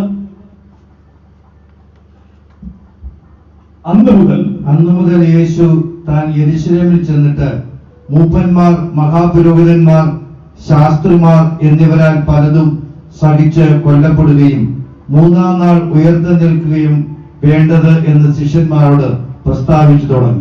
നാം അവിടെ വായിക്കുന്നത് ഇങ്ങനെയാണ്. യേശു ക്രിസ്തു ഫിലിപ്പിന്റെ കൈസരിയിൽ നിന്നുകൊണ്ട് വെളിപ്പെടുത്തി, ഞാൻ ദൈവമാണ്, ഞാൻ രക്ഷകനാണ്, മനുഷ്യനെ പാപത്തിൽ നിന്ന് വീണ്ടെടുക്കുവാൻ വന്നവനാണ് ഞാൻ. അതിനുശേഷം ഈ 21-ാം വാക്യത്തിലേക്ക് വരുമ്പോൾ വായിക്കുന്നത് ഇങ്ങനെയാണ്. അന്ന് മുതൽ യേശു ക്രിസ്തു തന്നെ വെളിപ്പെടുത്തിയതിനു ശേഷം വളരെ വ്യക്തമായി ശിഷ്യന്മാരോട് പറയുകയാണ്, അന്ന് മുതൽ യേശു ക്രിസ്തു പറഞ്ഞു തുടങ്ങിയ ഒരു കാര്യമുണ്ട്, ഞാൻ കൊല്ലപ്പെടുകയും 3-ാം നാൾ ഉയർത്തെഴുന്നേൽക്കുകയും വേണം. ഇന്ന് രാത്രി ഞാൻ ഇങ്ങനെ പറയട്ടെ, യേശു ക്രിസ്തു തന്നെ ഈ ആലത്തൂർ ദേശത്തോട് വെളിപ്പെടുത്തിയിരിക്കുന്നു. യേശു ക്രിസ്തു പറഞ്ഞു, ഞാൻ തന്നെ ദൈവം, ഞാനല്ലാതെ മറ്റൊരു രക്ഷിതാവില്ല. ഇനി പറയുകയാ, ഇനി എങ്ങനെയാ നിങ്ങൾക്ക് വീണ്ടെടുപ്പ് ഞാൻ ഒരുക്കിയത്? എങ്ങനെയാ യേശു കർത്താവ് രക്ഷിതാവായി തീർന്നത്? അതിവിടെ രേഖപ്പെടുത്തിയിരിക്കുന്നത് ഇങ്ങനെയാ: അവൻ കൊല്ലപ്പെടുകയും വേണം. അതുവരെയും യേശു കർത്താവ് തന്റെ ക്രൂശുമരണത്തെ കുറിച്ചും ഉയർപ്പിനെ കുറിച്ചും ഒക്കെ പറഞ്ഞത് അവ്യക്തമായിട്ടാണ്. യോഹന്നാന്റെ സുവിശേഷം 1-ാം അധ്യായത്തിലേക്ക് വരുമ്പോൾ നാം വായിക്കുന്നുണ്ട്, ഇതാ ലോകത്തിന്റെ പാപത്തെ ചുമക്കുന്ന ദൈവത്തിന്റെ കുഞ്ഞാട്. വ്യക്തമായിട്ടൊന്നുമല്ല പറഞ്ഞത്, ലോകത്തിന്റെ പാപത്തെ ചുമക്കുന്ന ദൈവത്തിന്റെ കുഞ്ഞാടായിട്ട് യേശു ക്രിസ്തുവിനെ ചിത്രീകരിച്ചിരിക്കുന്നു. 2-ാം അധ്യായത്തിലേക്ക് വരുമ്പോൾ യേശു ക്രിസ്തു തന്നെ പറയുന്നുണ്ട്, ഈ മന്ദിരം പൊളിക്കുവിൻ, 3 ദിവസം കൊണ്ട് ഞാൻ ഇതിനെ പണിയും. അതൊക്കെ അർത്ഥമാക്കിയത് യേശു ക്രിസ്തുവിന്റെ ശരീരമാകുന്ന മന്ദിരത്തെ മരണപ്പെടുന്നതിനെ കുറിച്ചാണ്, ഉയർത്തെഴുന്നേൽക്കുന്നതിനെ കുറിച്ചാണ്. എന്നാൽ ഇവിടെ നാം വായിക്കുകയാണ്, യേശു ക്രിസ്തു ഫിലിപ്പിന്റെ കൈസരിയിൽ നിന്നുകൊണ്ട് വെളിപ്പെടുത്തി, ഞാൻ ജീവനുള്ള ദൈവത്തിന്റെ പുത്രനായ ക്രിസ്തു, അർത്ഥാൽ ഞാൻ മഹാദൈവവും രക്ഷിതാവുമാണ്. അത് കഴിഞ്ഞിട്ട് വെളിപ്പെടുത്തി. ഇനി വ്യക്തമായി യേശു ക്രിസ്തു പറയും, അന്ന് മുതൽ യേശു ക്രിസ്തു വ്യക്തമായി സംസാരിച്ചു തുടങ്ങി. എന്താ പറയുന്നത്? ഞാൻ കൊല്ലപ്പെടുകയും ഞാൻ മരിക്കുക വേണം, ഞാൻ മരിക്കുകയും 3-ാം നാൾ ഉയർക്കുകയും വേണം. വേണ്ടത് എന്ന് പറഞ്ഞിരിക്കും. അത് അനിവാര്യമാണ്. യേശു ക്രിസ്തുവിന്റെ ക്രൂശ് മരണം അത് സംഭവിക്കേണ്ടതാണ്, അത് അനിവാര്യമാണ്. ഇന്ന് രാത്രിയിൽ ആലത്തൂർ ദേശത്തോട് ഞങ്ങൾ വിളിച്ചറിയിക്കട്ടെ, യേശു ക്രിസ്തു പറഞ്ഞു, ഞാൻ മരണപ്പെടണം, ഞാൻ ക്രൂശിക്കപ്പെടണം. അത് അനിവാര്യം. എന്തുകൊണ്ട് അനിവാര്യം? മനുഷ്യന് പാപത്തിന് പരിഹാരം വരണമെങ്കിൽ യേശു കർത്താവ് ക്രൂശിക്കപ്പെടണം. യേശു ക്രിസ്തുവിനെ കുറിച്ച് മുന്നറിയിച്ചിരുന്ന ഒരു യാഥാർത്ഥ്യമായിരുന്നു യേശു ക്രിസ്തു ക്രൂശിക്കപ്പെടണം എന്നുള്ളത്. യേശു ക്രിസ്തുവിന്റെ ക്രൂശുമരണം അതൊരു യാദൃച്ഛിക മരണമായിരുന്നില്ല, അപ്രതീക്ഷിത മരണമോ പെട്ടെന്നുണ്ടായ ഒരു മരണമോ ഒന്നുമല്ലായിരുന്നു. യേശു ക്രിസ്തുവിന്റെ മരണം മുന്നറിയിക്കപ്പെട്ടതാ. ആദം പാപം ചെയ്ത് ദൈവത്തോട് അനുസരണക്കേട് കാണിച്ച ആ സമയത്ത് തന്നെ ദൈവം ഒരു വാഗ്ദത്തം നൽകി. ഉൽപ്പത്തി പുസ്തകം 3-ാം അധ്യായം 15-ാമത്തെ വാക്യത്തിലേക്ക് വരുമ്പോൾ ആദ്യത്തെ സുവിശേഷം ദൈവം തന്നെ അവിടെ വിളിച്ചറിയിക്കുക, സ്ത്രീയുടെ സന്തതി സർപ്പത്തിന്റെ തലയെ തകർക്കും. അതിനുശേഷം നാം വായിക്കുന്നത് ഇങ്ങനെയാ, കഴിഞ്ഞ 2000 വർഷങ്ങൾക്ക് മുമ്പ് കാൽവരിയിലെ ക്രൂശിൽ പിശാചിന്റെ തലയെ തകർത്തുകൊണ്ട് മരണത്തിന്റെ അധികാരിയായ പിശാചിന്റെ തലയെ തകർത്ത കർത്താവായ യേശു ക്രിസ്തു, രക്ഷകനായ കർത്താവായ യേശു ക്രിസ്തു മരിക്കണം, ക്രൂശിൽ മരിക്കണം. എന്തുകൊണ്ട് മരിക്കണം? മനുഷ്യന്റെ പാപത്തിന് വിമോചനം സംഭവിക്കണമെങ്കിൽ യേശു ക്രിസ്തു മരിച്ചേ മതിയാവുകയുള്ളൂ. നമുക്കൊരു വാക്യം കൂടെ വായിക്കാം. മർക്കോസിന്റെ സുവിശേഷം 10-ാം അധ്യായം 45-ാമത്തെ വാക്യം. മർക്കോസിന്റെ സുവിശേഷം 10-ാം അധ്യായം 45-ാമത്തെ വാക്യം. മനുഷ്യപുത്രൻ ശുശ്രൂഷ ചെയ്യിപ്പാനല്ല, ശുശ്രൂഷിപ്പാനും തന്റെ ജീവനെ അനേകർക്ക് മറുവിലയായി നൽകുവാനും അത്രേ വന്നത്. ഇവിടെ യേശു കർത്താവ് പറഞ്ഞത് ഇങ്ങനെയാ, യേശു എന്തിനാ ഈ ഭൂമിയിലേക്ക് കടന്നു വന്നത്? അവൻ ശുശ്രൂഷിപ്പാനല്ല, ശുശ്രൂഷ ചെയ്യിപ്പാനല്ല, ശുശ്രൂഷിപ്പാനും അനേകർക്ക് വേണ്ടി, ഈ ലോകത്തിന്റെ പാപത്തിനു വേണ്ടി, ഈ ലോകത്തിലെ പാപികളായ മനുഷ്യർക്ക് വേണ്ടി. ചേർത്ത് വെച്ച് ഇങ്ങനെ പറയട്ടെ, ആലത്തൂർ ദേശത്തോട് എന്നെ തന്നെ ഉൾപ്പെടുത്തി ഞാൻ ഇങ്ങനെ പറയട്ടെ, നമ്മുടെ പാപത്തിന് പരിഹാരത്തിനു വേണ്ടി, നമ്മെ വീണ്ടെടുക്കുവാൻ വേണ്ടി യേശു കർത്താവ് തന്റെ ജീവനെ മറുവിലയായി നൽകി. നമ്മുടെ രക്ഷയ്ക്ക് യേശു ക്രിസ്തുവിന്റെ മരണം അനിവാര്യമായിരുന്നു. മത്തായിയുടെ സുവിശേഷം നാം വായിച്ചു വരുന്ന വേദഭാഗത്തു തന്നെ 16-ാം അധ്യായം 26-ാം വാക്യത്തിലേക്ക് വരുമ്പോൾ യേശു ക്രിസ്തു ഒരു വസ്തുത വെളിപ്പെടുത്തുന്നുണ്ട്. മത്തായിയുടെ സുവിശേഷം 16-ാം അധ്യായം 26-ാമത്തെ വാക്യം. ഒരു മനുഷ്യൻ സർവ്വലോകവും നേടിയിട്ടും തന്റെ ജീവനെ നഷ്ടപ്പെടുത്തിയാൽ അവൻ എന്ത് പ്രയോജനം? ഇവിടെ കർത്താവ് പറയുകയാ, ഒരു മനുഷ്യൻ സർവ്വലോകവും നേടിയിട്ടും തന്റെ ജീവനെ നഷ്ടമാക്കിയാൽ അവൻ എന്ത് പ്രയോജനം? ഇന്ന് രാത്രി ഇങ്ങനെ പറയട്ടെ, ആലത്തൂരിൽ അവിടെയും ഇവിടെയും എന്നെ കേട്ടുകൊണ്ടിരിക്കുന്ന ആരെങ്കിലും ഓരോ ദിവസവും അധ്വാനിച്ച് ചിലതൊക്കെ നേടിക്കൊണ്ടിരിക്കുക, മണ്ണൊക്കെ വെട്ടിപ്പിടിച്ച് അടക്കിക്കൊണ്ടിരിക്കുക, ആ ജീവൻ കൊടുത്തും മണ്ണ് വാങ്ങുവാൻ ആളുകളിൽ ഓടിക്കൊണ്ടിരിക്കുക. ഇങ്ങനെ പറയട്ടെ, കർത്താവ് പറയുകയാ, ഈ ലോകത്തിൽ സർവ്വലോകവും നീ നേടിയാലും, ഏക്കർ കണക്കിന് സ്ഥലം നീ വാങ്ങിച്ചു കൂട്ടിയാലും, വലിയ കെട്ടിടങ്ങൾ നീ പണിതാലും, ബാങ്കിൽ നല്ല ബാങ്ക് ബാലൻസ് വെച്ചാലും, ഫിക്സഡ് ഡിപ്പോസിറ്റ് നീ വർദ്ധിപ്പിച്ച് വന്നാലും, നീ എന്തെല്ലാം ഈ ഭൂമിയിൽ നേടിയാലും നിന്റെ ജീവനെ നഷ്ടമാക്കിയാൽ എന്ത് പ്രയോജനം? തുറന്നു വായിച്ചാട്ടെ അതേ വാക്യം തന്നെ. ഒരു മനുഷ്യൻ സർവ്വലോകവും നേടിയിട്ടും തന്റെ ജീവനെ നഷ്ടപ്പെടുത്തിയാൽ അവൻ എന്ത് പ്രയോജനം? അല്ല, തന്റെ ജീവനെ വീണ്ടുകൊള്ളുവാൻ മനുഷ്യൻ എന്ത് മറുവില കൊടുക്കും? മനുഷ്യൻ എന്ത് മറുവില നൽകും? മനുഷ്യൻ എന്ത് മറുവില നൽകും? അതിന്റെ ഉത്തരം സങ്കീർത്തന പുസ്തകങ്ങളിൽ 49-ാം സങ്കീർത്തനം അതിന്റെ 7-8 വാക്യങ്ങളിൽ രേഖപ്പെടുത്തിയിട്ടുണ്ട്. സഹോദരൻ ശവക്കുഴി കാണാതെ എന്നേക്കും ജീവിച്ചിരിക്കേണ്ടതിന് അവരെ വീണ്ടെടുക്കുവാനോ ദൈവത്തിന് വീണ്ടെടുപ്പുകൾ നൽകുവാനോ ആർക്കും ഒരു നാൾ കഴിയുകയില്ല. യേശുക്രിസ്തു മനുഷ്യനോട് ചോദിക്കുകയാ, ഒരു മനുഷ്യൻ സർവ്വലോകവും നേടിയാലും തന്റെ ജീവനെ നഷ്ടമാക്കിയാൽ എന്ത് പ്രയോജനം? തീരുന്നില്ല. നിന്റെ ജീവനെ വീണ്ടുകൊള്ളുവാൻ ആര് മറുവില നൽകും? മറുവില നൽകും? ഒരു മനുഷ്യനും അവന്റെ വീണ്ടെടുപ്പ് സ്വയമായി നേടുവാൻ സാധ്യമല്ല. മനുഷ്യന്റെ അധ്വാനത്താൽ ഇത് നേടുന്നത് അസാധ്യമാ. ഒരു സഹോദരൻ മറ്റൊരു സഹോദരനെ വീണ്ടെടുക്കുവാൻ അവന്റെ ജീവൻ നൽകിയതുകൊണ്ട് പ്രയോജനമില്ല. മനുഷ്യന് പാപവിമോചനം സ്വയമായി നേടുവാൻ കഴിയുകയില്ല. അതുകൊണ്ട് എന്താ ചെയ്തത്? മനുഷ്യന് പാപത്തിന് വീണ്ടെടുപ്പ് വരുവാൻ വേണ്ടി, പാപത്തെ ക്ഷമിക്കുവാൻ വേണ്ടി, മുമ്പ് വായിച്ച വാക്യമുണ്ട് മർക്കോസിന്റെ സുവിശേഷത്തിൽ യേശുക്രിസ്തു പറഞ്ഞു, എന്റെ ജീവനെ ഞാൻ മറുവിലയായി നൽകുന്നു. യേശുക്രിസ്തു പറഞ്ഞു, ഞാൻ കൊല്ലപ്പെടേണ്ടത് ആവശ്യം. ആനത്തുദേശത്തോട് ഞാൻ പറയട്ടെ, ഇന്ന് പന്തലിന് കീഴിലിരിക്കുന്ന പ്രിയപ്പെട്ടവരോട് ഇങ്ങനെ പറയട്ടെ, യേശുക്രിസ്തു എന്തിനാ ക്രൂശിൽ മരിച്ചത്? ഞാൻ എന്തിന് മരിക്കണമെന്ന് യേശു പറഞ്ഞു. ഇന്ന് പറയട്ടെ, താങ്കളുടെ പാപത്തിന്റെ വിമോചനത്തിനായി അത് അനിവാര്യമാ. വിശുദ്ധ വേദപുസ്തകം അത് വെളിപ്പെടുത്തുകയാണ്. ചിലപ്പോഴൊക്കെ ചിന്തിക്കുകയും പറയുകയും ചെയ്യുന്നൊരു കാര്യമുണ്ട്. ഈ ദൈവത്തിന് ഈ മനുഷ്യനായി ഭൂമിയിലേക്ക് ഇറങ്ങി വരേണ്ട ആവശ്യമുണ്ടായിരുന്നു. ഒരു ദൂതനെ വല്ലതും അയച്ചാൽ പോരായിരുന്നു? മനുഷ്യന്റെ പാപത്തിന് വിമോചനം വരുത്തുവാൻ ഒരു ദൂതനെ അയച്ചാൽ പോരായിരുന്നു? ഞാൻ പറയട്ടെ, പോരാ. അത് സാധിക്കുകയില്ല. ദൈവം നീതിമാന. അതുകൊണ്ട് എന്താ ചെയ്തത്? ഇനി ദൈവം ദൂതനെ അയച്ചു എന്നിരിക്കട്ടെ, അത് ശരിയാണോ? അത് നീതിയാണോ? അല്ല, നീതിയല്ല. ദൈവം ദൂതനെ, തെറ്റു ചെയ്യാത്തൊരു ദൂതനെ പാപത്തിന്റെ പരിഹാരം വരുത്തുവാൻ മനുഷ്യന് വേണ്ടി ഈ ഭൂമിയിലേക്ക് അയച്ചാൽ അത് നീതിയല്ല. ഇങ്ങനെയൊന്ന് ചിന്തിച്ച് ഒരു കോടതിക്കുള്ളിൽ നിന്നുകൊണ്ട് ഒരു പ്രതിയെ കൊണ്ടുവന്നു, അവൻ കുറ്റം ചെയ്തിട്ടുണ്ടെന്ന് തീരുമാനിച്ചു. എന്നാൽ അവന് വെറുതെ വിടുവാൻ കഴിയുമോ? ഇല്ല. അതുകൊണ്ട് ഇങ്ങനെ ചിന്തിച്ച് ന്യായാധിപൻ തന്നെ പറയുകയാ, ഇവന് പകരമായി ഞാൻ ശിക്ഷ ഏറ്റെടുക്കാം. ഇന്ന് രാത്രിയിൽ ആനത്തുദേശത്തോട് പറയട്ടെ, ഇതുപോലെ തന്നെ സംഭവിച്ചിരിക്കുന്നത്. ന്യായം വിധിക്കുന്ന, ശിക്ഷ വിധിക്കുന്ന ദൈവം തന്നെ മനുഷ്യന്റെ ശിക്ഷയെ ഏറ്റെടുത്തുകൊണ്ട് ഭൂമിയിലേക്ക് ഇറങ്ങി വന്നു. ദൈവം തന്നെ സൃഷ്ടിതാവായ ദൈവം തന്നെ, ശിക്ഷ വിധിക്കുന്ന ദൈവം തന്നെ മനുഷ്യന്റെ ശിക്ഷയെ ഏറ്റെടുത്തു. നാം വായിച്ചു കേട്ട വാക്യം എങ്ങനെയാണ്? ഒരു മനുഷ്യൻ സർവ്വലോകവും നേടിയാലും തന്റെ ജീവനെ നഷ്ടമാക്കിയാൽ എന്ത് പ്രയോജനം? മനുഷ്യൻ എന്താ വില? ഈ ഭൂമിയിൽ ആ മനുഷ്യനോട് ചോദിച്ചാൽ എന്താ മനുഷ്യന്റെ വില? ചിലര് പറയും, എനിക്കൊരു വിലയും ഇല്ല. എന്നേക്കാൾ വില ഇവിടുത്തെ ചില വീട്ടിലെ പട്ടിക്കുണ്ടെന്ന് പറയും, അവരുടെ നായക്കുണ്ട്. അവർക്ക് വാങ്ങിച്ചു കൊടുക്കുന്ന തീറ്റ എന്ന് വെച്ചാൽ നായ്ക്കൾക്ക് ഈ നാടുകളിലൊക്കെ വാങ്ങിച്ചു കൊടുക്കുന്ന തീറ്റ അതിന്റെ വിലയൊക്കെ നോക്കിയാൽ പറയും, ഒരു മാസം ജീവിക്കാൻ അത് മതി. അത്ര പണം മുടക്കിയ ഇതിനെയൊക്കെ കൊണ്ട് നടക്കുന്നത്. അങ്ങനെ കൊണ്ട് നടക്കുന്നത് ഞാൻ എതിരൊന്നും പറയുകയല്ല.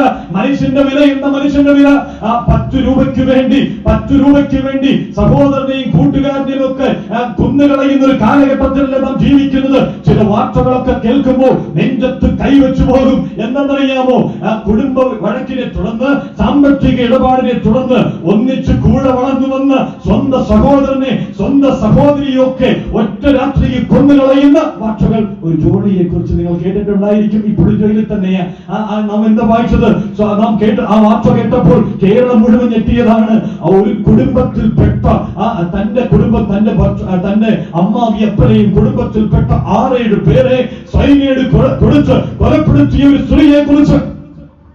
എവിടെ പോയി മനുഷ്യന്റെ വില? പണത്തിനാ വില. ഞാനിങ്ങനെ പറയട്ടെ, ഒരു മനുഷ്യൻ സർവ്വലോകവും നേടിയാലും ബൈബിളിനോട് ചോദിച്ച്, സ്വർഗത്തിലെ ദൈവത്തോട് ചോദിച്ച്, എന്താ മനുഷ്യന്റെ വില? ബൈബിൾ പറയുന്ന ഉത്തരം എന്താണെന്നറിയാമോ? ഒരു മനുഷ്യന്റെ വില എന്ന് പറഞ്ഞാലും ഇവിടെ പറയും, ഒരു മനുഷ്യൻ സർവ്വലോകം നേടിയാലും എന്ന് വെച്ചാൽ സർവ്വലോകത്തെക്കാളും വില ഒരു മനുഷ്യനുണ്ട്. ഒരാത്മാവിന്റെ വില എന്ന് പറയുന്നത് ഈ ലോകത്തിലെ സകല സമ്പത്തിനേക്കാളും വിലയേറിയതാണ്. ഇത് ദൈവം പറയുന്ന വില. ഇതിനകത്ത് പറയട്ടെ, നിന്റെ വില എന്താണെന്ന് ചോദിച്ചാൽ ബൈബിൾ പറയും ഈ ലോകത്തിലെ സകലത്തിനേക്കാളും വിലയേറിയവനാണ് നീ. ഇനി വീണ്ടും ചോദിച്ച് എന്താ മനുഷ്യന്റെ വില? എന്താ മനുഷ്യന്റെ വില? ദൈവം പറയും ഒരു മനുഷ്യന്റെ വില, ഒരാത്മാവിന്റെ വില എന്ന് പറഞ്ഞാൽ അത് യേശുക്രിസ്തുവിന്റെ പ്രാണന്റെ വിലയാ. ഇന്ന് രാത്രി ഞാനിങ്ങനെ നെഞ്ചത്ത് കൈവച്ച് പറയട്ടെ, എന്റെ ജീവന്റെ വില എന്തെന്ന് ചോദിച്ചാൽ, എന്റെ ആത്മാവിന്റെ വില എന്തെന്ന് ചോദിച്ചാൽ, കാൽവരിയിലെ ക്രൂശിൽ രക്തം ചൊരിഞ്ഞ യേശുക്രിസ്തുവിന്റെ രക്തത്തിന്റെ വിലയാണ് എന്റെ വില. അത് എനിക്കിട്ടിരിക്കുന്ന വില. ബൈബിൾ എനിക്കിട്ടിരിക്കുന്ന വില എന്താണെന്നറിയാമോ? സ്വർഗത്തിലെ ദൈവം മനുഷ്യനായി ഇറങ്ങി വന്ന യേശുക്രിസ്തുവിന്റെ കാൽവരിയിലെ ക്രൂശിൽ ചൊരിഞ്ഞ രക്തത്തിന്റെ വിലയാണ് എന്റെ വില. ഇന്ന് രാത്രിയിൽ ആ രക്തത്താൽ വീണ്ടെടുക്കപ്പെട്ട ദൈവജനം ഇവിടെ കടന്നു വന്നിട്ടുണ്ട്. ആ രക്തത്താൽ വീണ്ടെടുക്കപ്പെട്ട ജനത്തിന്, ദൈവജനത്തിന് അതിന്റെ വിലയറിയാം. അതുകൊണ്ട് ഇതെന്നെ ആരോ ദേശത്ത് കേൾക്കുന്ന പ്രിയപ്പെട്ടവരോട് ഇങ്ങനെ പറയട്ടെ, താങ്കളെ ലോകം ഒരു പക്ഷം തള്ളിക്കളഞ്ഞേക്കാം, വീട്ടുകാര് തള്ളിക്കളഞ്ഞേക്കാം, നാട്ടുകാര് തള്ളിക്കളഞ്ഞേക്കാം, നീ വിലയില്ലാത്തവരാണെന്ന് പറഞ്ഞ് മാറ്റി നിർത്തിയേക്കാം. എന്നാൽ നിനക്ക് വില നൽകുന്ന ഒരു ദൈവം ബൈബിളിലുണ്ട്. നിനക്ക് വില നൽകുന്ന ഒരു കർത്താവ് ബൈബിളിൽ വെളിപ്പെടുന്നുണ്ട്. നിനക്ക് വില നൽകുന്ന ഒരു യേശുക്രിസ്തു, ഒരു രക്ഷിതാവ് നിന്നെ വിളിക്കുകയാ. നീ ആരുമായിക്കൊള്ളട്ടെ, ഈ യേശുക്രിസ്തുവിന്റെ അടുക്കൽ വരിക. ഇനി ഈ ക്രൂശുമരണം കൊണ്ട് എന്താ സംഭവിച്ചത്? ഈ ക്രൂശുമരണം കൊണ്ട് എന്താ സംഭവിച്ചത്? ഒരു വാക്യം കൂടെ നമുക്ക് വായിക്കാം. മത്തായിയുടെ സുവിശേഷം 27 അധ്യായം 50-51 വാക്യങ്ങൾ. മത്തായിയുടെ സുവിശേഷം 27 അധ്യായം 50-51 വാക്യങ്ങൾ. യേശു പിന്നെയും ഉറക്കം നിലവിളിച്ചു പ്രാണനെ വിട്ടു. അപ്പോൾ മന്ദിരത്തിലെ തിരശ്ശീല മേൽതൊട്ട് അടിയോളം രണ്ടായി ചീന്തിപ്പോയി. മതി. ഈ വാക്യങ്ങൾ കുറച്ചുകൂടെ വിശദീകരിക്കണമെന്ന് എനിക്ക് ആഗ്രഹമുണ്ടെങ്കിലും അതിനെ ഞാൻ തുനിയുന്നില്ല. എങ്കിലും ആ വേഗത്തിൽ പറയട്ടെ. നമ്മളിവിടെ വായിക്കുന്നത് യേശു കർത്താവ് കാൽവരിയിലെ ക്രൂശിൽ കിടന്നുകൊണ്ട് വായിക്കുന്നത് എങ്ങനെയാ? പ്രാണനെ വിട്ടു, മരിച്ചു. യേശു കർത്താവ് ക്രൂശിൽ മരിച്ച ആ ഉടനെ സംഭവിച്ച ഒരു സംഭവമാണ് നമ്മളിവിടെ വായിച്ചു കേട്ടത്. ആ മന്ദിരത്തിലെ തിരശ്ശീല മേൽതൊട്ടടിയോളം രണ്ടായി ചിന്തിപ്പോയി. മേൽതൊട്ടടിയോളം രണ്ടായി ചിന്തിപ്പോയി. യെരൂശലേമിലെ മന്ദിരത്തെ കുറിച്ച് പഠിക്കുമ്പോൾ നമുക്ക് മനസ്സിലാക്കാൻ കഴിയുന്ന ഒരു കാര്യമുണ്ട്. 3 സ്ഥലങ്ങളാണ് മന്ദിരത്തിലുള്ളത്. ഒന്ന് പ്രാകാരം, മറ്റൊന്ന് വിശുദ്ധ സ്ഥലം, മറ്റൊന്ന് അതിവിശുദ്ധ സ്ഥലം. ഈ വിശുദ്ധ സ്ഥലത്തെയും അതിവിശുദ്ധ സ്ഥലത്തെയും തമ്മിൽ വേർതിരിക്കുന്ന ഒരു കർട്ടനാണ്, ഒരു തിരശ്ശീലയാണ്. ഇവിടെ തിരശ്ശീലയാണ് കീറിപ്പോയത് എന്ന് രേഖപ്പെടുത്തിയിരിക്കുന്നത്. ബൈബിൾ അറിയുന്ന പ്രിയപ്പെട്ടവർക്കറിയാം, ആണ്ടിലൊരിക്കൽ മാത്രമേ, യഹൂദന്മാരുടെ രീതി അനുസരിച്ച് ആണ്ടിലൊരിക്കൽ മാത്രമേ മഹാപുരോഹിതൻ അതിവിശുദ്ധ സ്ഥലത്തേക്ക് കയറി പോവുകയുള്ളൂ. അത് വർഷത്തിലൊരിക്കൽ മാത്രം. അത്ര വിശുദ്ധ സ്ഥലമാ. എന്നാൽ ഇവിടെ സംഭവിച്ച ഒരു കാര്യം, ഈ അതിവിശുദ്ധ സ്ഥലത്തെയും വിശുദ്ധ സ്ഥലത്തെയും തമ്മിൽ വേർതിരിക്കുന്ന തിരശ്ശീല നടുവേ രണ്ടായി ചീന്തിപ്പോയി. ഇതിന് പിന്നിൽ ഒരു സംഭവമുണ്ട്.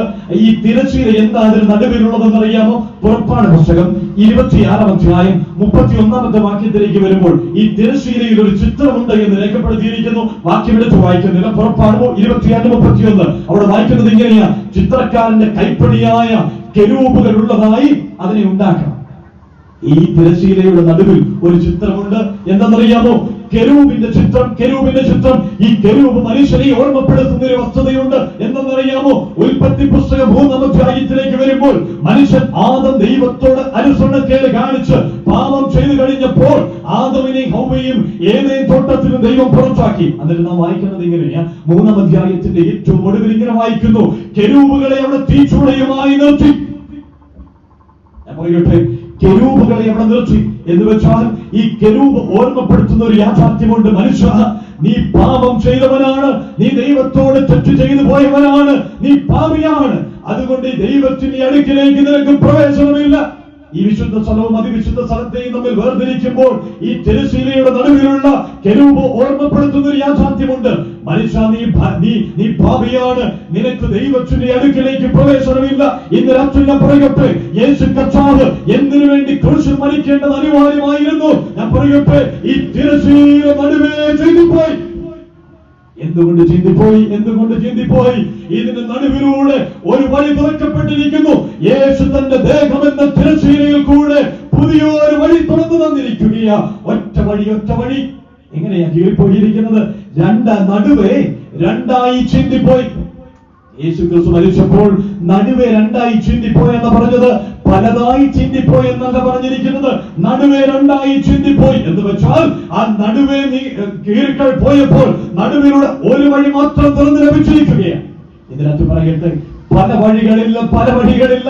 ഒരുപക്ഷെ ലോകം പറഞ്ഞേക്കാം, ഞങ്ങളുടെ കൂടെ പോര്, നിങ്ങൾക്ക് പാപമോക്ഷം തരാം, ഈ കാര്യങ്ങളൊക്കെ ചെയ്യ്, ഈ കർമ്മങ്ങളൊക്കെ ചെയ്യ്, ഈ സൽപ്രവൃത്തിയൊക്കെ ചെയ്ത് നീ ഒരു നല്ലവനായിട്ട് ജീവിക്കാൻ ശ്രമിക്കുക, നിനക്ക് പാപമോചനം ലഭിക്കും.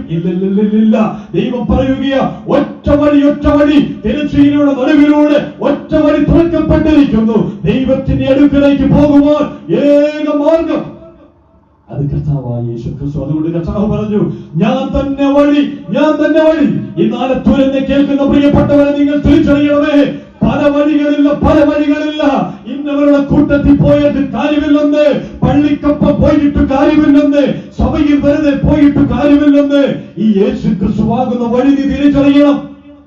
ഞാനും ഒരു വഴി എന്നല്ല കർത്താവ് പറഞ്ഞത്, ഞാൻ തന്നെ വഴി, ഞാൻ തന്നെ രക്ഷിതാവ്, ഞാനല്ലാതെ മറ്റൊരു മാർഗമില്ല. ഇതിനകത്ത് പറയട്ടെ, യേശു ക്രിസ്തു അല്ലാതെ പാപത്തിന് പരിഹാരം വരുത്തുന്ന മറ്റൊരുവനില്ല. യേശു ക്രിസ്തുവിന്റെ ക്രൂശുമരണത്താലല്ലാതെ പാപവിമോചനമില്ല. യേശു ക്രിസ്തുവിന്റെ ക്രൂശുമരണമല്ലാതെ, ക്രൂശുമരണം കൂടാതെ ദൈവത്തിന്റെ അടുക്കലേക്ക് ഒരുവരെത്തുവാൻ കഴിയുകയില്ല.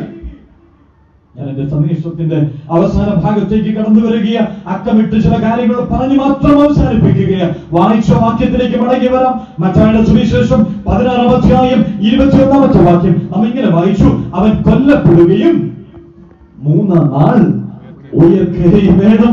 ഓ ദൈവത്തിന് സ്തോത്രം. യേശു ക്രിസ്തു മുന്നമേ പറഞ്ഞിരിക്കുകയാ, ഫിലിപ്പിന്റെ കൈസരിയിൽ നിന്നുകൊണ്ട് വിളിച്ചു പറയുകയാ, ഞാൻ കൊല്ലപ്പെടുകയും അത് സംഭവിച്ചു. 2000 വർഷങ്ങൾക്ക് മുമ്പ് ഒരു വെള്ളിയാഴ്ച ദിവസം യേശു കർത്താവ് ക്രൂശിക്കപ്പെട്ടു. തീർന്നില്ല. 3-ാം ദിവസം കർത്താവ് ഉയർത്തെഴുന്നേറ്റു. ഇത് പറഞ്ഞിരിക്കുകയാ, യേശുക്രിസ്തു പറഞ്ഞിരിക്കുകയാണെന്ന്. എന്തിന് ഇത്ര ആവേശത്തോടുകൂടെ ഇവിടെ ഈ കൺവെൻഷനൊക്കെ ഒരുക്കി ഞങ്ങൾ ഒന്നിച്ചു കൂടി വന്നിരിക്കുന്നത്? എന്തിനാ ഹാലത്തു സഭയൊക്കെ ഇത്ര പണം മുടക്കി ഈ പന്തലൊക്കെ ഇട്ട് നിങ്ങളുടെ വീടുകൾ കയറി നിങ്ങളെ ക്ഷണിച്ചതെന്തിനെന്നറിയാമോ? ജീവിക്കുന്ന ഒരു കർത്താവുണ്ട്, മരിച്ച് 3-ാം ദിവസം ഉയർത്തെഴുന്നേറ്റ ഒരു കർത്താവുണ്ട്. കർത്താവിന് സ്തോത്രം. അവൻ ഉയർക്കുകയും വേണം. എന്തുകൊണ്ട് അവൻ ഉയർത്തെഴുന്നേറ്റു? അവൻ ഉയർത്തേണ്ടത് ആവശ്യം, അത് സംഭവിക്കേണ്ടത്. കാരണം എന്താ? അവൻ ദൈവമായതുകൊണ്ട് മരണത്തിന് അവനെ പിടിച്ചടക്കി വെക്കുവാൻ കഴിയുകയില്ല. ആലത്തു ദേശമേ കേട്ടുകൊള്ളുക, യേശുക്രിസ്തുവിനെ മരണത്തിന് പിടിച്ചടക്കി വെക്കുവാൻ കഴിഞ്ഞില്ല. അവൻ പറഞ്ഞതുപോലെ 3-ാം ദിവസം ഉയർത്തെഴുന്നേറ്റു. മറ്റൊരു വസ്തുത, എന്തിന് യേശുക്രിസ്തു പറഞ്ഞു ഞാൻ ഉയർത്തുകയും വേണം? അവൻ ദൈവമായതുകൊണ്ട് ഉയർത്തു. മറ്റൊരു വസ്തുത, റോമലേഖനം 4-ാം അധ്യായം 25-ാമത്തെ വാക്യത്തിൽ രേഖപ്പെടുത്തിയിട്ടുണ്ട്, നമ്മുടെ നീതീകരണത്തിനായി അവൻ ഉയർത്തെഴുന്നേറ്റു. നമ്മുടെ നീതീകരണത്തിനായി എന്ന് വെച്ചാൽ പാപത്തിന്റെ പരിഹാരത്തിന്റെ പൂർത്തി സംഭവിച്ചു എന്ന് തെളിയിക്കുവാൻ വേണ്ടി, ഉറപ്പിക്കുവാൻ വേണ്ടി യേശു ക്രിസ്തു ഉയർത്തെഴുന്നേറ്റു. ഞാൻ പറയട്ടെ, ഇന്നും പാലസ്തീന്റെ മണ്ണിൽ തുറന്നിട്ടിരിക്കുന്ന ഒരു കല്ലറയുണ്ട്. ഉലകമഹാന്മാരെങ്കിലും ഒരുപോൽ കല്ലറകളിൽ ഉറങ്ങുമ്പോൾ പാലത്തിന്റെ മണ്ണിൽ തുറന്നിട്ടിരിക്കുന്ന ഒറ്റ കല്ലറയേ ഉള്ളൂ. അവിടെ ഇങ്ങനെ എഴുതി വെച്ചിരിക്കുന്നു, he is not here, he is risen. അവൻ ഇവിടെ ഇല്ല, അവൻ ഉയർത്തെഴുന്നേറ്റിരിക്കുന്നു. ഇന്ന് ഞങ്ങൾ ഒന്നിച്ചു പറയട്ടെ, എന്താ ഇത്ര ആവേശം? എന്തിനാ നിങ്ങളുടെ പ്രസംഗം? എന്തിനാ ഇങ്ങനെ തൊണ്ടകീറി പറയുന്നത്? അതിനൊരു കാരണമുണ്ട്. മനുഷ്യന്റെ പാപത്തിന് പരിഹാരത്തിനായി പോരണ്ടേ? എന്റെ പാപത്തിന് പരിഹാരത്തിനായി കാൽവരിയിലെ ക്രൂശിൽ മരിച്ച യേശു കർത്താവ് 3-ാം ദിവസം കല്ലറകളെ ഭേദിച്ചുകൊണ്ട് ഉയർത്തെഴുന്നേറ്റു. അവരിന്നും ജീവിക്കുകയാ. ഇത് തെളിയിച്ചു തരുന്ന ഒരു വസ്തുതയുണ്ട്. എന്തെന്നറിയാമോ? മനുഷ്യന്റെ മരണത്തിനപ്പുറം ഒരു ജീവിതമുണ്ടെന്ന് യേശു ക്രിസ്തു ഉറപ്പിച്ചു വന്നിരിക്കുകയാണ്. ചില ആളുകളൊക്കെ ഉണ്ട് ഈ മരണാനന്തര ജീവിതത്തെ കുറിച്ചൊക്കെ പറയുമ്പോൾ പറയും, ദൈവവുമില്ല, സ്വർഗവുമില്ല, നരകവുമില്ല, മരണത്തിനപ്പുറം ഒരു ജീവിതമില്ല, എല്ലാം ഇവിടെ കൊണ്ട് അവസാനിക്കും. ഇവിടുത്തെ ജന്തുവൊക്കെ ചാകുന്നത് പോലെ, മൃഗങ്ങളൊക്കെ ചാകുന്നത് പോലെ മനുഷ്യന്റെ സ്വർഗവും നരകവും ഒക്കെ ഈ ലോകത്തിൽ തന്നെയാ. പിന്നെന്താ പറയുന്നത്? ഒരു ദിവസം ചാകുമെല്ലാം തീരും. അങ്ങനെയൊക്കെ പറഞ്ഞ് ആശ്വസിക്കുന്ന ചിലരൊക്കെ ഉണ്ടെങ്കിൽ കേട്ടുകൊള്ളുക. ഇല്ല, മരണത്തിനപ്പുറം ഒരു ജീവിതമുണ്ട്. തെളിയിച്ചു നൽകിയിരിക്കുകയാ, ഉറപ്പിച്ചു യേശുക്രിസ്തു നൽകുകയാ. മരിച്ചു 3-ാം ദിവസം യേശുക്രിസ്തു ഉയർത്തെഴുന്നേറ്റത് കൊണ്ട് യേശുക്രിസ്തു ലോകത്തോട് പറയുകയാ, മനുഷ്യൻ മരിച്ചാൽ അവൻ ഉയർത്തെഴുന്നേൽക്കും. മരണത്തിനപ്പുറം ഒരു ജീവിതം ഉണ്ട്. നിങ്ങൾ അതുകൊണ്ട് അതും ഇതുമൊക്കെ പറഞ്ഞ് ചിന്തിച്ച് മുൻപോട്ട് പോയാൽ ആ മരണത്തിനപ്പുറം സ്വർഗമില്ല, നരകമില്ല, ഇത് ആളുകളൊക്കെ പറയുന്നതാണെന്നൊക്കെ പറഞ്ഞു പോയാൽ യേശുക്രിസ്തു തെളിയിച്ചു നൽകിയിരിക്കുക. ഇനി പറയട്ടെ, 2 സ്ഥലമേ ആ മരണത്തിനപ്പുറമുള്ളൂ. 2 സ്ഥലമേ ഉള്ളൂ. ഒന്ന് സ്വർഗം, ഒന്ന് നരകം. ചില ആളുകൾ മറ്റു ചില സ്ഥലങ്ങളൊക്കെ കണ്ടുപിടിച്ച് വെച്ചിട്ടുണ്ട്. അതൊക്കെ വെറുതെയാ. ഇതിന് 2-നും ഇടയിൽ ഒരു സ്ഥലം, നരകത്തിനും സ്വർഗത്തിനും ഇടയിൽ. ഞങ്ങൾ അവിടെയുമല്ല ഇവിടെയുമല്ല. ചിലർ പറയാറുണ്ട്, എവിടെയാ പോകുന്നത്? ഞങ്ങൾ ഇന്നിടത്തും പോകാറില്ല, ഇവരുടെ കൂട്ടത്തിലും പോകാറില്ല. വീട്ടിൽ ചിലർ അവിടെ പോകുന്നുണ്ട്, ചിലർ ഇവിടെ പോകുന്നുണ്ട്. ഞങ്ങൾ 2 നടുവിൽ നിൽക്കുകയാണ്. അക്കരയുമല്ല ഇക്കരയുമല്ല, ആ തോണിയിലുമല്ല ഈ തോണിയിലുമല്ല. അതുപോലെ പറയും സ്വർഗത്തിലുമല്ല നരകത്തിലും. മറ്റു ചിലർ പറയും മരിച്ചു കഴിഞ്ഞ് സ്വർഗത്തിനെ കുറിച്ചൊക്കെ പറയുമ്പോൾ പറയും, ഓ അതൊക്കെ അപ്പം നോക്കാം. എപ്പോ നോക്കാം? മരിച്ചു കഴിയുമ്പോഴുള്ള കാര്യമല്ല പറയുന്നത്, അതപ്പം നോക്കാം. ചിലർ പറയുന്നുണ്ട്, ഞങ്ങൾ മരിച്ചു കഴിഞ്ഞ് ഞങ്ങൾ പറഞ്ഞു വെച്ചിരിക്കുന്ന ചില ആളുകളുണ്ട്, ഞങ്ങളുടെ കുടുംബത്തിൽ ഞങ്ങളെ സ്നേഹിക്കുന്നവർ, ഇവർ കുറച്ച് കാര്യങ്ങളൊക്കെ ചെയ്യും, ഇവർ കുറെ പ്രാർത്ഥനയൊക്കെ പ്രാർത്ഥിക്കും. അപ്പോൾ എന്താ സംഭവിക്കുക? ഞങ്ങളെ തനിയേ സ്വർഗത്തിലേക്ക് കയറിപ്പോകും. ചുമ്മാ ഇങ്ങനെയൊക്കെ ചിന്തിച്ചിരിക്കുന്ന ആരെങ്കിലും ഉണ്ടെങ്കിൽ അത് വെറുതെ ചിന്തിച്ച് വ്യാമോഹിച്ചുകൊണ്ടിരിക്കുകയാണ്. ദൈവം നീതിമാന. ചിലരൊക്കെ ചിന്തിക്കുന്നത് എന്താ അറിയാമോ? സ്കൂളിലൊക്കെ പണ്ട് താമസിച്ചു വരുമ്പോ സാറ് പറയും, നീ പുറത്ത് നിന്നാമെന്ന് പറയും. അവിടെ എന്തുകൊണ്ട് സാറേ കേറിക്കോട്ടെ എന്നൊക്കെ പറയും. ഒടുവിൽ സാറ് കഷ്ടപ്പെട്ട് അവസാനം ബുദ്ധിമുട്ടിട്ട് എന്നാ നീ കേറിപ്പോലെ. ചിലർ ഇങ്ങനെ പറയുന്നു, സ്വർഗത്തിന്റെ കവാടത്തിൽ പോയിട്ട് ഞാൻ ഇങ്ങനെ ദൈവത്തോട് പറയും, ദൈവമേ കേറിക്കോട്ടെ. അപ്പൊ ഭൂമിയിലുള്ള കുറച്ചു പേര് കേറ്റിയേക്കണേ എന്ന് പറയും. അപ്പൊ ദൈവം പറയുന്നെങ്കിൽ കേറിപ്പോലെ. അങ്ങനെയൊക്കെ ചിന്തിച്ച് മനക്കോട്ടയൊക്കെ കെട്ടിവെച്ചിരിക്കുന്ന ചിലര് ഇന്ന് രാത്രി എന്നെ കേൾക്കുന്നുണ്ടെന്ന് എനിക്കറിയാം. ഇവിടെ ആസ്വദിച്ചു ജീവിക്കട്ടെ, മദ്യപിച്ചു ജീവിക്കട്ടെ, സന്തോഷിച്ചു ജീവിക്കട്ടെ, ഈ ലോകത്തിന് സുഖമൊക്കെ അനുഭവിക്കട്ടെ. ഞങ്ങൾ അങ്ങ് കേറിക്കോളും. ഇല്ല, അങ്ങനെ ഒരുത്തനും സ്വർഗത്തിന്റെ കവാടം പ്രവേശിക്കുകയില്ലെന്ന്. ദൈവം നീതിമാന, പാപത്തെ ശിക്ഷിക്കാതെ വിടുകയില്ല. ദൈവം നീതിമാനായതുകൊണ്ട്, ദൈവം വിശുദ്ധനായതുകൊണ്ട് ആനത്തുദേശമെ കേട്ടുകൊള്ളുക. പാപത്തിൽ ജീവിച്ച് പാപത്തിൽ നീ മരിച്ചാൽ മരണത്തിനപ്പുറം ഒരു ജീവിതമുണ്ട്. നിത്യ നരകത്തിലേക്ക് നീ തള്ളപ്പെട്ടു പോകും. അതുകൊണ്ട് സ്വർഗത്തിലേക്ക് പോകുവാൻ ഒറ്റ മാർഗം, പിതാവിന്റെ അടുക്കലേക്ക്, ദൈവത്തിന്റെ അടുക്കലേക്ക് പോകുവാൻ ഒറ്റ മാർഗം. ഞാൻ തന്നെ വഴി എന്ന് പറഞ്ഞ, ഞാൻ തന്നെ സത്യമെന്ന് പറഞ്ഞ ഈ യേശു കർത്താവല്ലാതെ മറ്റൊരു മാർഗം ഇല്ല. ആരാ സ്വർഗത്തിൽ പോകുന്നത്? വചനത്തിന്റെ അടിസ്ഥാനത്തിൽ, വിശുദ്ധ ബൈബിളിന്റെ അടിസ്ഥാനത്തിൽ, ദൈവവചനത്തിന്റെ അടിസ്ഥാനത്തിൽ പറയട്ടെ. രക്ഷിക്കപ്പെട്ടവർ, യേശുക്രിസ്തുവിനെ അറിഞ്ഞവർ, യേശുക്രിസ്തുവിനെ അംഗീകരിച്ചവർ, യേശുക്രിസ്തുവിനെ രക്ഷിതാവും കർത്താവുമായി അംഗീകരിച്ച ഏതൊരുവരും അവൻ സ്വർഗത്തിൽ ചെല്ലും. ഇതാരുടെ ഉറപ്പാ? മരിച്ചടക്കപ്പെട്ട് ഉയർത്തെഴുന്നേറ്റ യേശുക്രിസ്തുവിന്റെ ഉറപ്പാണ്. ഇത് എന്റെ ഉറപ്പല്ല കേട്ടോ. ഞാൻ പറയുക, ഞാൻ അങ്ങനെയൊക്കെ കരുതിയിരിക്കല്ല. ഇത് തോന്നലൊന്നുമല്ല വിളിച്ചു പറയുന്നത്, ഞങ്ങളുടെ സഭക്കാരുടെ ചില ചിന്തകളൊന്നുമല്ല വിളിച്ചു പറയുന്നത്. യേശുക്രിസ്തു ഉറപ്പിച്ചു തന്ന കാര്യമാ. നിനക്ക് സ്വർഗത്തിൽ പോകണം. ഇന്ന് രാത്രി ഇങ്ങനെ ചോദിക്കട്ടെ, മരണത്തിനപ്പുറം നിന്റെ നിത്യത നീ എവിടെ ചെലവഴിക്കും? മരണത്തിനപ്പുറം നിന്റെ നിത്യത നീ എവിടേക്ക് പോകും? ചിലർ പറഞ്ഞേക്ക് എനിക്ക് അറിഞ്ഞുകൂടാ. അതൊന്നും ഞാൻ ചിന്തിക്കണമേ. ഇന്ന് രാത്രി ചിന്തിക്കണമേ. ഈ സുവിശേഷം നിന്നോട് സംസാരിക്കുമ്പോൾ നീ തിരിച്ചറിയണമേ. ഈ സ്വർഗത്തിൽ പോകുമെന്ന് പറയുവാൻ കഴിയുമോ? അല്ല, എനിക്ക് അറിഞ്ഞുകൂടാ. നരകത്തിൽ ആകാം, സ്വർഗത്തിൽ പോയേക്കാം എന്നൊക്കെയാണോ നീ പറയുന്നത്? അങ്ങനെയെങ്കിൽ ഇവിടെ രക്ഷിക്കപ്പെട്ടിരിക്കുന്ന ഏതെങ്കിലും ഒരു വ്യക്തിയോട് ചോദിച്ചിട്ട് കാര്യമില്ല. രക്ഷിക്കപ്പെട്ടിരിക്കുന്ന ഒരു വ്യക്തിയോട് ചോദിച്ചാൽ അവർ പറയുന്ന ഒരു ഉത്തരമുണ്ട്. ആ അപ്പോസ്തലനായ പൗലോസ് പറഞ്ഞ വാക്കുകളെ ഉദ്ധരിച്ചുകൊണ്ട് ഞാൻ ഇന്നലെ അച്ഛൻ പറയട്ടെ, ഞങ്ങളുടെ പൗരത്വമോ സ്വർഗത്തിലാകുന്നു. ഞങ്ങളുടെ പൗരത്വമോ സ്വർഗത്തിലാകുന്നു. ശരിയാ, ഈ ലോകത്ത് ജീവിക്കുമ്പോൾ ഇന്ത്യൻ പൗരത്വത്തിലാണ് പോകുന്നത്. എന്നാൽ ഞങ്ങൾക്ക് മറ്റൊരു പൗരത്വമുണ്ട്. അത് ഇവിടെയല്ല, സ്വർഗത്തിലാണ്. ഞങ്ങളുടെ പൗരത്വമോ സ്വർഗത്തിലാകുന്നു. കർത്താവിന് സ്തോത്രം. അതുകൊണ്ട് ഇന്ന് രാത്രിയിൽ ഈ സന്ദേശം കേട്ട ആരെങ്കിലും ഈ യേശുക്രിസ്തുവിനെ അംഗീകരിക്കാതെ, യേശുക്രിസ്തുവിനെ തള്ളിക്കളഞ്ഞുകൊണ്ട്, ഈ പാപത്തിന് വിമോചകന് രക്ഷിതാവിന് വേണ്ട എന്ന് പറഞ്ഞുകൊണ്ട് പോകുന്നുവെങ്കിൽ സ്നേഹിക്കുന്ന ഒരു നിത്യനാശം, നിത്യനരകം മുൻപിലുണ്ട്. ഒരിക്കൽ മരിക്കുകയും പിന്നെ ന്യായവിധിയും ദൈവം മനുഷ്യർക്കായി നിയമിച്ചിരിക്കുന്നു. ഒരിക്കൽ മരിക്കും, മരണത്തിനപ്പുറം ഒരു ന്യായവിധി വരുവാൻ പോകുന്നു. നിത്യശിക്ഷാവിധിയിലേക്ക്, നിത്യനരകത്തിലേക്ക് പാപിയായ മനുഷ്യൻ തള്ളപ്പെട്ടു പോകും. ഒറ്റ മാർഗം, ഈ യേശുക്രിസ്തുവിനെ കൃത്യത്തിലേക്ക് സ്വീകരിക്കുക. കാൽവറിയിലെ കുരിശിൽ യേശുക്രിസ്തുവിനെ വലച്ചും ഇടച്ചുമായി കൊടുത്ത രണ്ട് കള്ളന്മാരുണ്ടായിരുന്നു.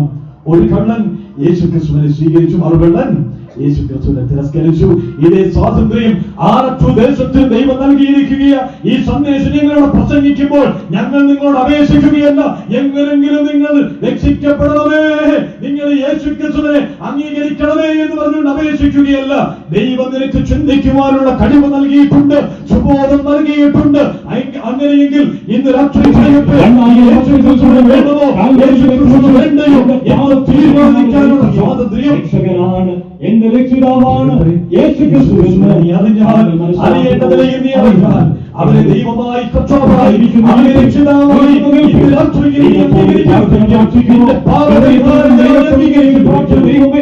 ഞാനൊരു പാപിയാണ്. എന്റെ പാപത്തിന് പരിഹാരം കാൽവരിയിലെ ക്രൂശിൽ യേശുക്രിസ്തു മകനാക്കി തീർക്കണം. മടികാണിക്കാതെ യേശു കർത്താവിന്റെ ഹൃദയത്തിന്റെ കവാടങ്ങളിൽ നിന്നുകൊണ്ട് മുട്ടിക്കൊണ്ടിരിക്കുകയാണ്. നിന്റെ ഹൃദയം നീ യേശു ക്രിസ്തുവിനായി തുറക്കുമോ? ഒരു യേശു ക്രിസ്തുവിനായി സമർപ്പിക്കാമോ?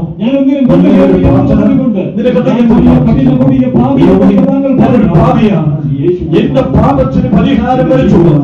യേശു കർത്താവ് ക്രൂശിൽ മരിച്ചു, അടക്കപ്പെട്ടു, ദൈവത്തോട്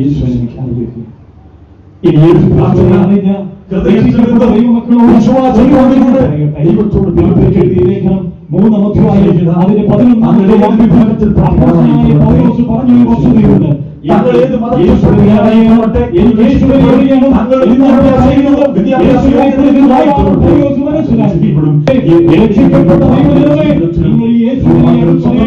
തിരുവചനത്തിലൂടെ അടുത്തറിയുകയാണ്. അവരുമായി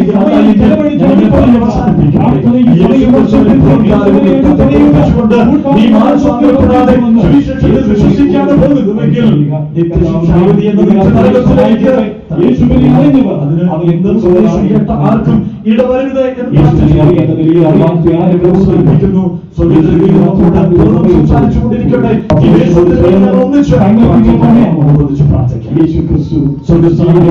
ഞങ്ങളുടെ പിതാവേ, ദൈവത്തിന്റെ ഞങ്ങൾ നദിയോടെ വീണ്ടും മാറ്റമില്ലാത്ത സുവിശേഷം രക്ഷിതാവായ യേശുക്രിസ്തുവിനെ കുറിച്ച് ഈ ദേശത്തോട് വിളിച്ചറിയിക്കുവാൻ ഞങ്ങളെ അനുവദിച്ചതോട്ട് സ്തോത്രം. ഇന്ന് രാത്രിയിൽ യേശു കർത്താവ് ചില ഹൃദയങ്ങളോട് സംസാരിച്ചിട്ടുണ്ട്. ഞങ്ങളത് വിശ്വസിക്കുന്നു. അവരുടെ ഹൃദയങ്ങളെ തുടർന്നും അങ്ങനെ ഇടപെടണമേ. പരിശുദ്ധാത്മാവിന്റെ പ്രവൃത്തി അവരുടെ ഹൃദയങ്ങളിൽ ഇടപെട്ടുകൊണ്ടിരിക്കണമേ. പാപത്തെക്കുറിച്ചും നീതിയെക്കുറിച്ചും ന്യായവിധിയെക്കുറിച്ചും ബോധ്യം വരുത്തുന്ന പരിശുദ്ധാത്മാവിന്റെ പ്രവൃത്തി അവരെ നടക്കണമേ എന്ന് പ്രാർത്ഥിക്കുന്നു. കേട്ട വചനം കേട്ട എല്ലാവരെയും അങ്ങ് ആദരിക്കണം, അനുഗ്രഹിക്കണം. രക്ഷിക്കപ്പെടാത്തവർ രക്ഷിക്കപ്പെടുവാൻ ഇന്നത്തെ സന്ദേശം കാരണമാക്കി തീർച്ചാട്ടെ. ഇന്ന് തലമുണക്കിയിരിക്കുന്ന ദൈവം ജനത്തിനായി സ്തോത്രം, ഞങ്ങൾക്ക് നൽകിയിരിക്കുന്ന ഉറപ്പിനായി സ്തോത്രം. ഞങ്ങളുടെ പൗരത്വം സ്വർഗത്തിൽ നൽകിയിരിക്കുന്നത് ഓർത്ത് ഞങ്ങൾ അങ്ങയെ സ്തുതിക്കുന്നു. ഞങ്ങൾക്ക് വേണ്ടി 2000 വർഷങ്ങൾക്ക് മുമ്പ് കാൽവരിയിലെ ക്രൂശിൽ അങ്ങ് മരിച്ചു. യേശു കർത്താവ് മരിച്ചു, അടക്കപ്പെട്ടു, ഉയർത്തെഴുന്നേറ്റു, ഇന്ന് ജീവിക്കുന്നത് ഓർത്ത് സ്തോത്രം. ഞങ്ങൾക്ക് മരണത്തിനപ്പുറം ഒരു ജീവിതമുണ്ട്, ഒരു സ്വർഗമുണ്ട്. ഞങ്ങൾ സ്വർഗത്തിലെ പൗരന്മാരെ ഉറപ്പിച്ച് നൽകിയിരിക്കുന്നത് ഓർത്ത് നന്ദിയോടെ സ്തോത്രം. ആ സന്തോഷത്തോടെ, ആ ഉറപ്പോടെ, ആ പ്രത്യാശയോടുകൂടെ ഞങ്ങൾ ഭവനത്തിലേക്ക് മടങ്ങി പോകട്ടെ.